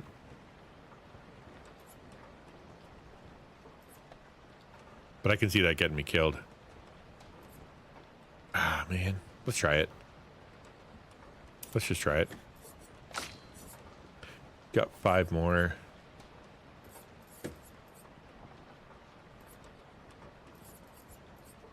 Rewarding mark. What's 200 damage to a marked target? Sure. What's your deal? You got 6 more. Energizing jump. Rewarding mark. Yeah. We just got to make sure we mark them. Somehow. Let's try that. Let's try that. We should be good now. Maybe. I don't think there's anything I can do for like leveling up because I'm not at camp. No, nothing I can do to level up. Okay, let's see what happens.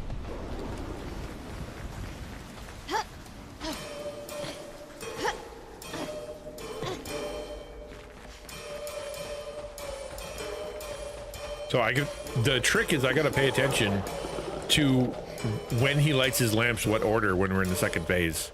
That's what that's all about.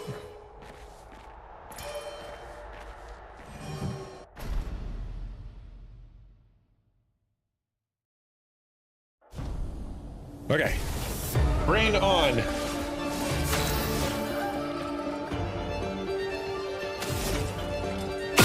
Oh no, stop doing that. Because if I hit him, life is better if I parry them. Fire damage, that's what we're doing. All fire.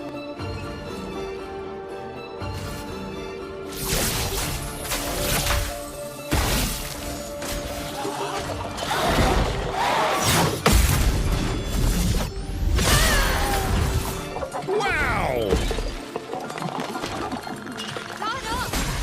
I'm ready.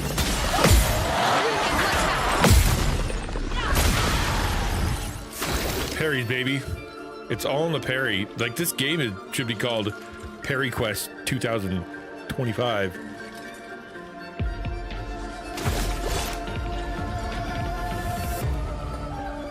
Look at you, right?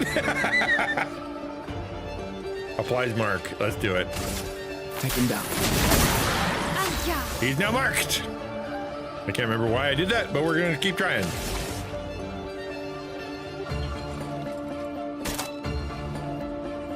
Low fire damage. Target becomes weak to fire. Yep. Storm is coming. I'm already hitting way harder. I like the parry. It's fun. It's almost like because it's like a musical thing where if you pay attention, you get the rhythm down. It's not that bad. All right, so critical hit trigger an additional hit. Fire consumes immolation. Low fire damage that applies 3 burn. If he's already on fire, mark applies 2 more burns. Yes, that's good. That one. Feel the burn. Danger.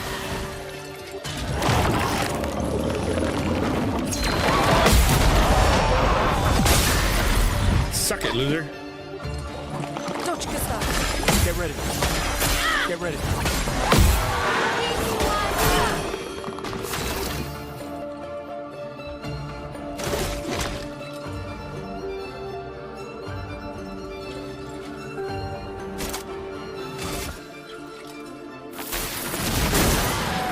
Spill some All right.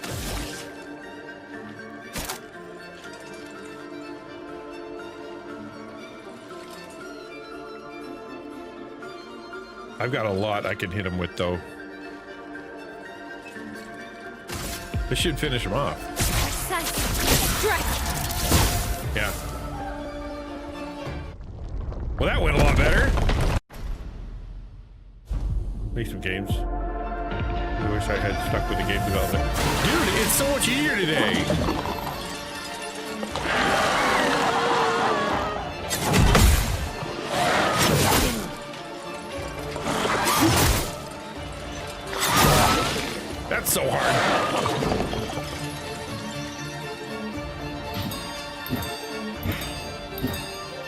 sustain them. See if this works. Down. Right. Wow. All right. That was cool. Well, no, not only that, the AI that they're doing now, like if you go with what Gemini's doing and some of the stuff that they have in the Google Labs, it is designed so that you could just make games, like totally not vibe coding, but literally get it to code. Like, it's crazy, man. You could totally make games. Mayhem. Prepare to meet your end. Being banged. Take cover!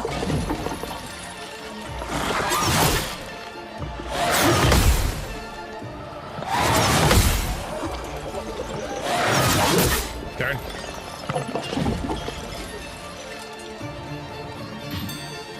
Down, left. Oh, it's just a circle. That's convenient.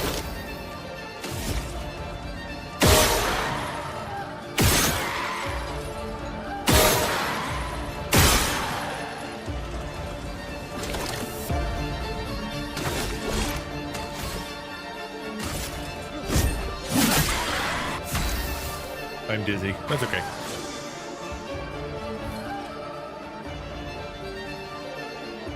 Skills. Okay. We're gonna use degagement because that makes them weak to fire.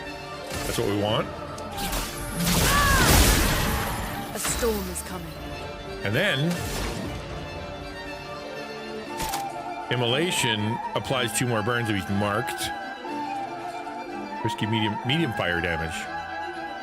Yeah, so use wildfire.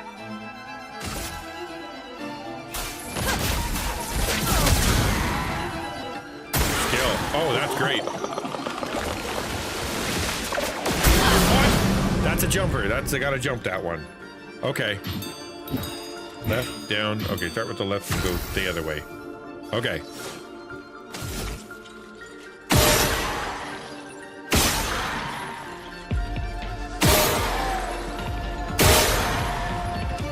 Cool.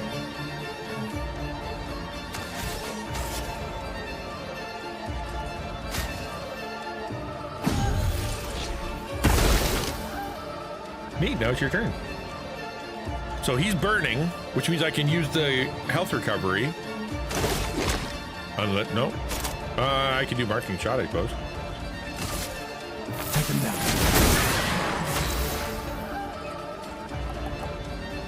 Okay. Can't use skills because I'm confused or whatever. Whatever jazz. That's okay, I can heal. We'll heal you, Lumiere. Get ready.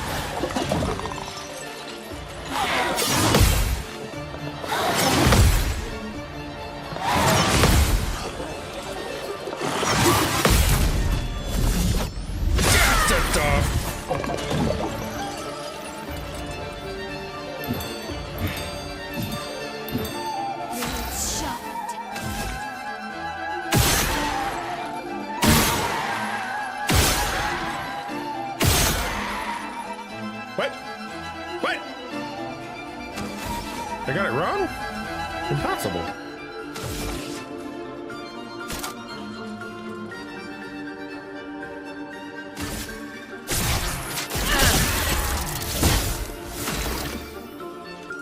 He's got to die. He's got to die right now.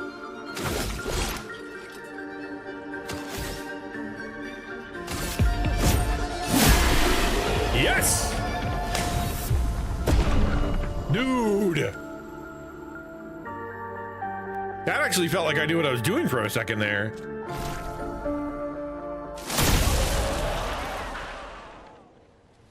Oh, did you really? Oh, man, that's cool. That's cool. Is it? Well done. That's awesome that you really you got a did. pilly. You're doing stream. Looks like it. That's sick. Is this it?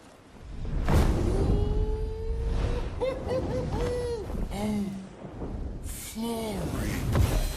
He ate it. All right. Ready to say Thank you, sir.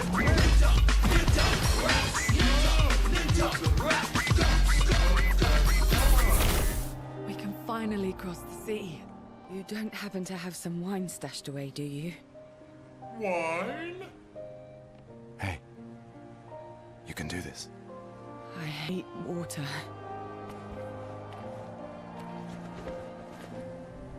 Really? You did a spin?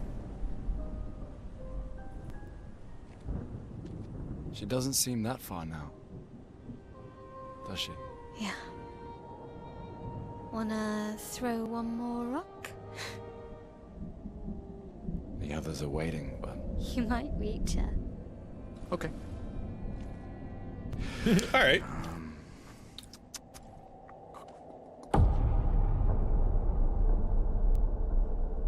Oh. What?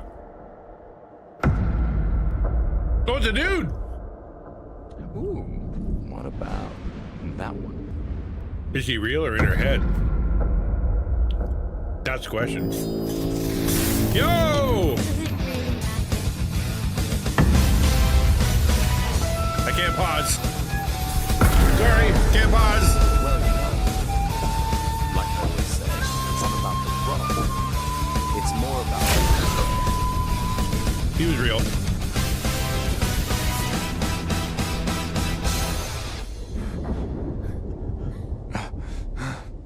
Run. Hello, welcome to the stream. Good to see you. I don't know what's happening. Sorry. We're playing Expedition 33. This is the first time through, and crap's going down, man. So it's nice to see you, but let me concentrate on the scene for a bit. It's a big deal, apparently. Welcome. Glad you're here. Run. Please run.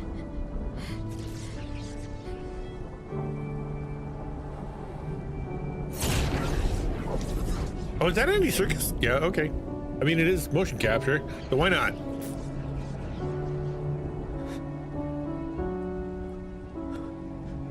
She thought it was in his head. Hey, Penguin. Good to see you. Thank you for the raid. I really appreciate it. Why? Why are you doing this?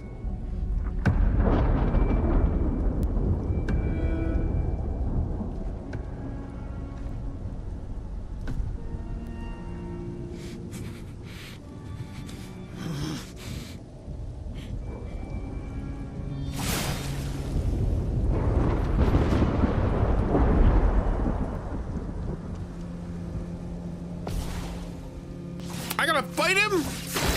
But I'm done stream now. I know that seems really, yeah, like this seems like a really big deal. I don't think I'm gonna win. Like I'm 90% dead. I one health. They're starting with 1 health. Can I use a health item? Yeah, and then I'm gonna try to parry this guy for the first time. To you. We should be on the same side. All right, I'm gonna heal again.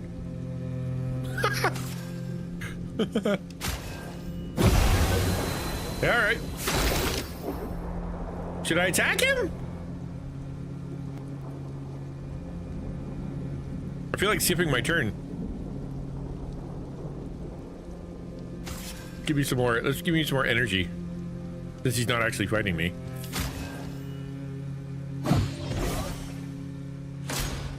Let her go. He hasn't fought me. He hasn't fought me yet.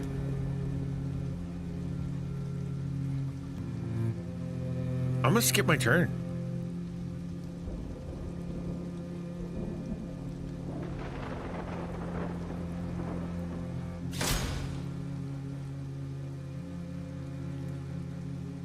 Something's going on up there. Escape! Get us up there! Uh-oh. This is not good. I skipped my turn, and he still didn't hit me. I'm the same level of health.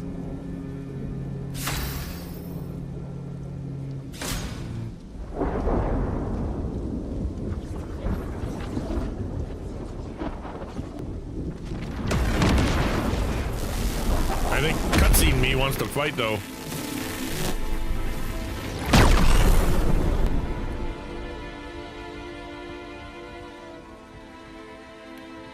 Wow. Okay. I won. I didn't get nothing for it. I didn't get any XP. Alrighty. No, it was exactly the opposite, Jones. It was the world's most winnable battle. I didn't even try.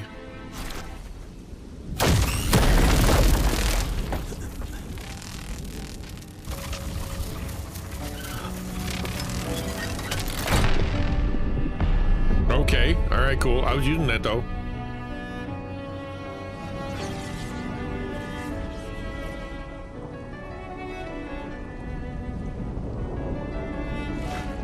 Hey, you said I won.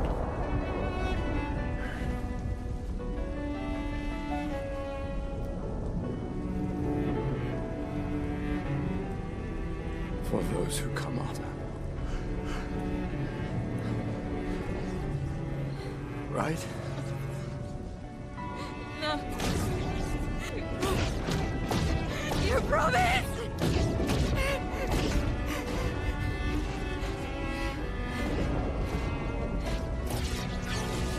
Okay, I take it back. Maybe it is unwinnable.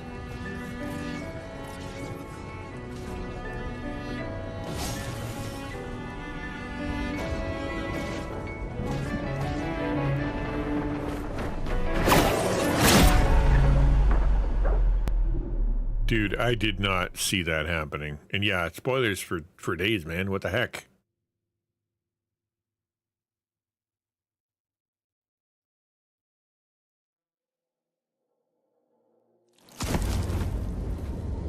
No.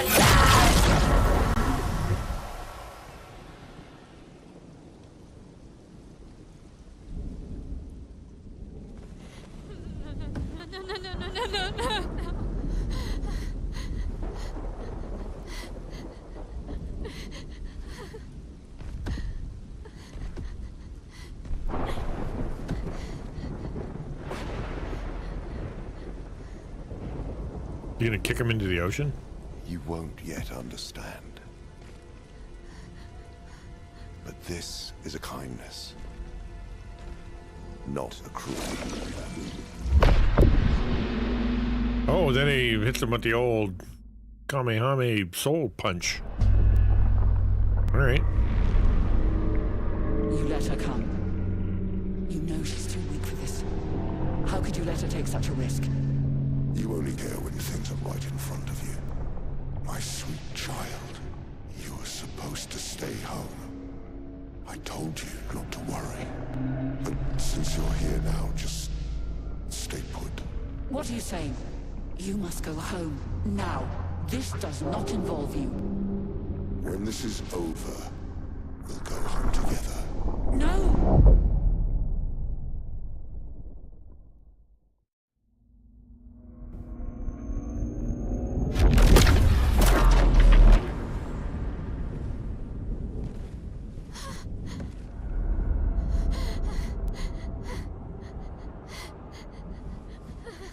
This won't make sense to you now.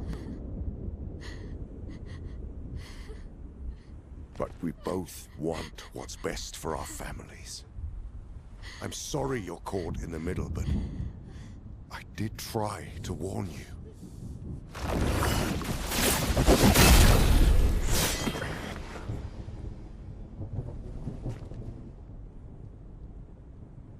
It's been a while. Who's that? Gustav upgrade? Gustav with better hair? Stay out of this. You chose to walk away. You don't get to come back now and interfere. You've lived more than a lifetime. It's time to let her go. A lifetime. A lifetime with my family torn apart. No. I want my family back. It's not your family. But she is.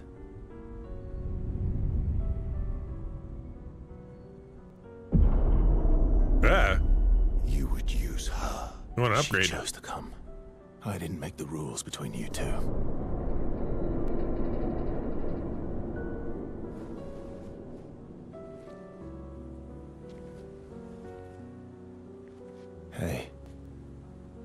You all right? No. My friend died. My dad died. It's okay. And I got smacked out of my own handle things here. body. Not good. Get back to your friends. They're busy fighting the light guy. Go.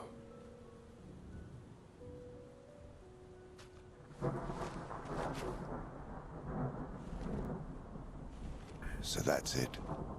You've set us down this path. But are you ready for the consequences? She'll never paint again.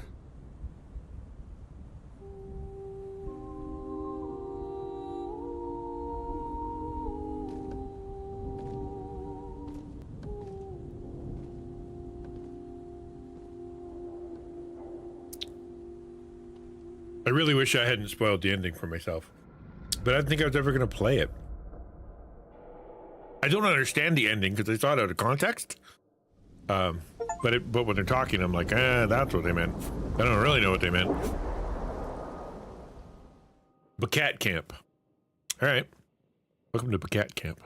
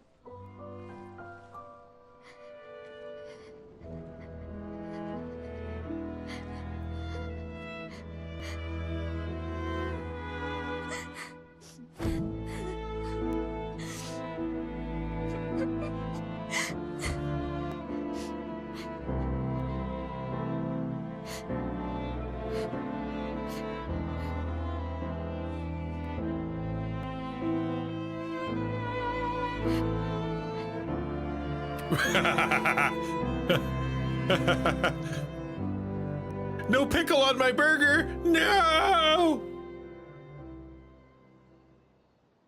Good to see you, Miss Pop. The cutscene is lasting a long time.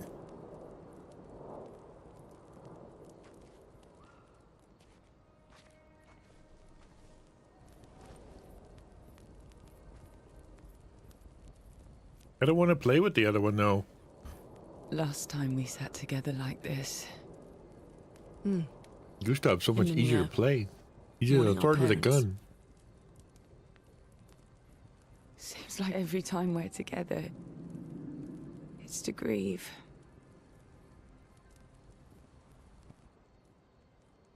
I wish we could have spent more time in The bathtub. less hopeless contexts. Oh. The plan doesn't change. We aim for the monolith. We keep heading north. With SKA's help, we can make it. But we lost the Lumina converter, so... It's okay, we can think about that later. All the backups were destroyed by that man, but Expedition 32 will bring more. Their chances will be better.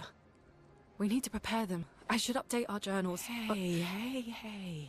No, work helps. We're just going to concentrate on work. It's okay.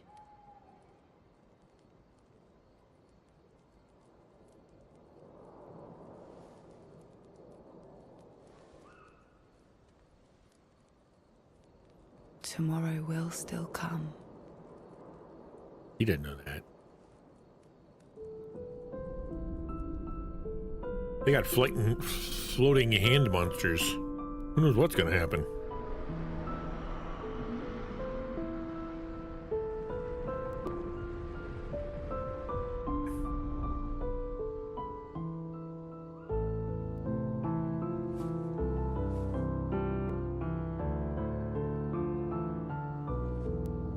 I like how we just adopted the big dude. He's our pet now.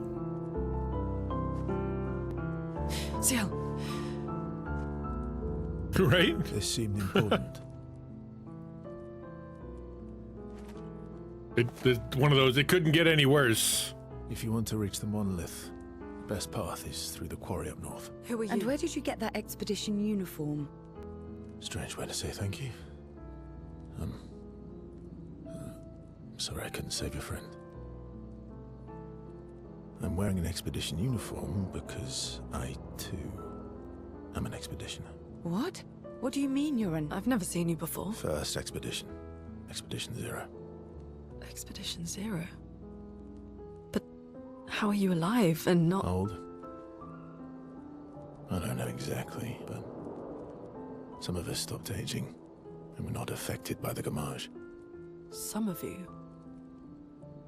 Like the man on the cliff. Anwar, our commander. Why? Why did he massacre our team? This is where we get How a could he men's turn face on cream his own commercial. people?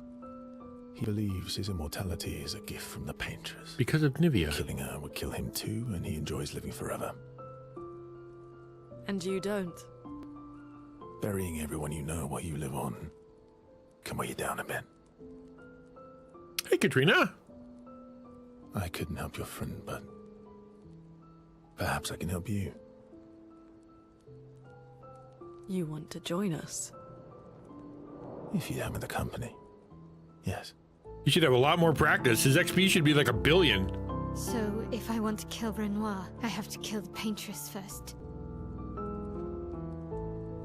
Got good hair. What's your name? Versa. This is my brother Chapter O.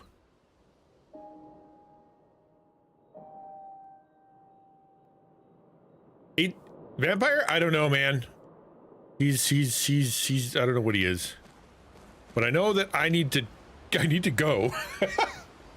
I am way past time to end stream. Let's just end it there. Cause that's a great spot. We haven't talked to anybody. We're gonna come back tomorrow. And we're gonna talk to everybody tomorrow. It'll be good. And yeah, that was holy moly, that was a lot, dude. That was so much. The level of stuff that happened in the last 20 minutes was pretty intense, man. Phew! I'm all emotional and junk. Let's head over. We're gonna raid out. Tomorrow we're gonna be starting up, just doing the same thing again. Get back in here and start doing some of this. I think, yeah, we're not even, it's 30 days, September, June, and November. So we got another day until we even have to start our party. We're in the in-between times, don't you know? The times with that time doesn't even matter. What does matter? Nothing matters. You know what I'm saying? Let's raid Jade. Jade's a cool guy. I haven't raided him forever. I feel like I've lost touch with everyone. Come hang out. Thank you for being here. And exclamation point YouTube. Check out my YouTube channel. I will be releasing some good stuff, I hope, one of these days. But other than that, thank you for being here. Thank you for the raid. Thank you for hanging out. And I will see you guys tomorrow.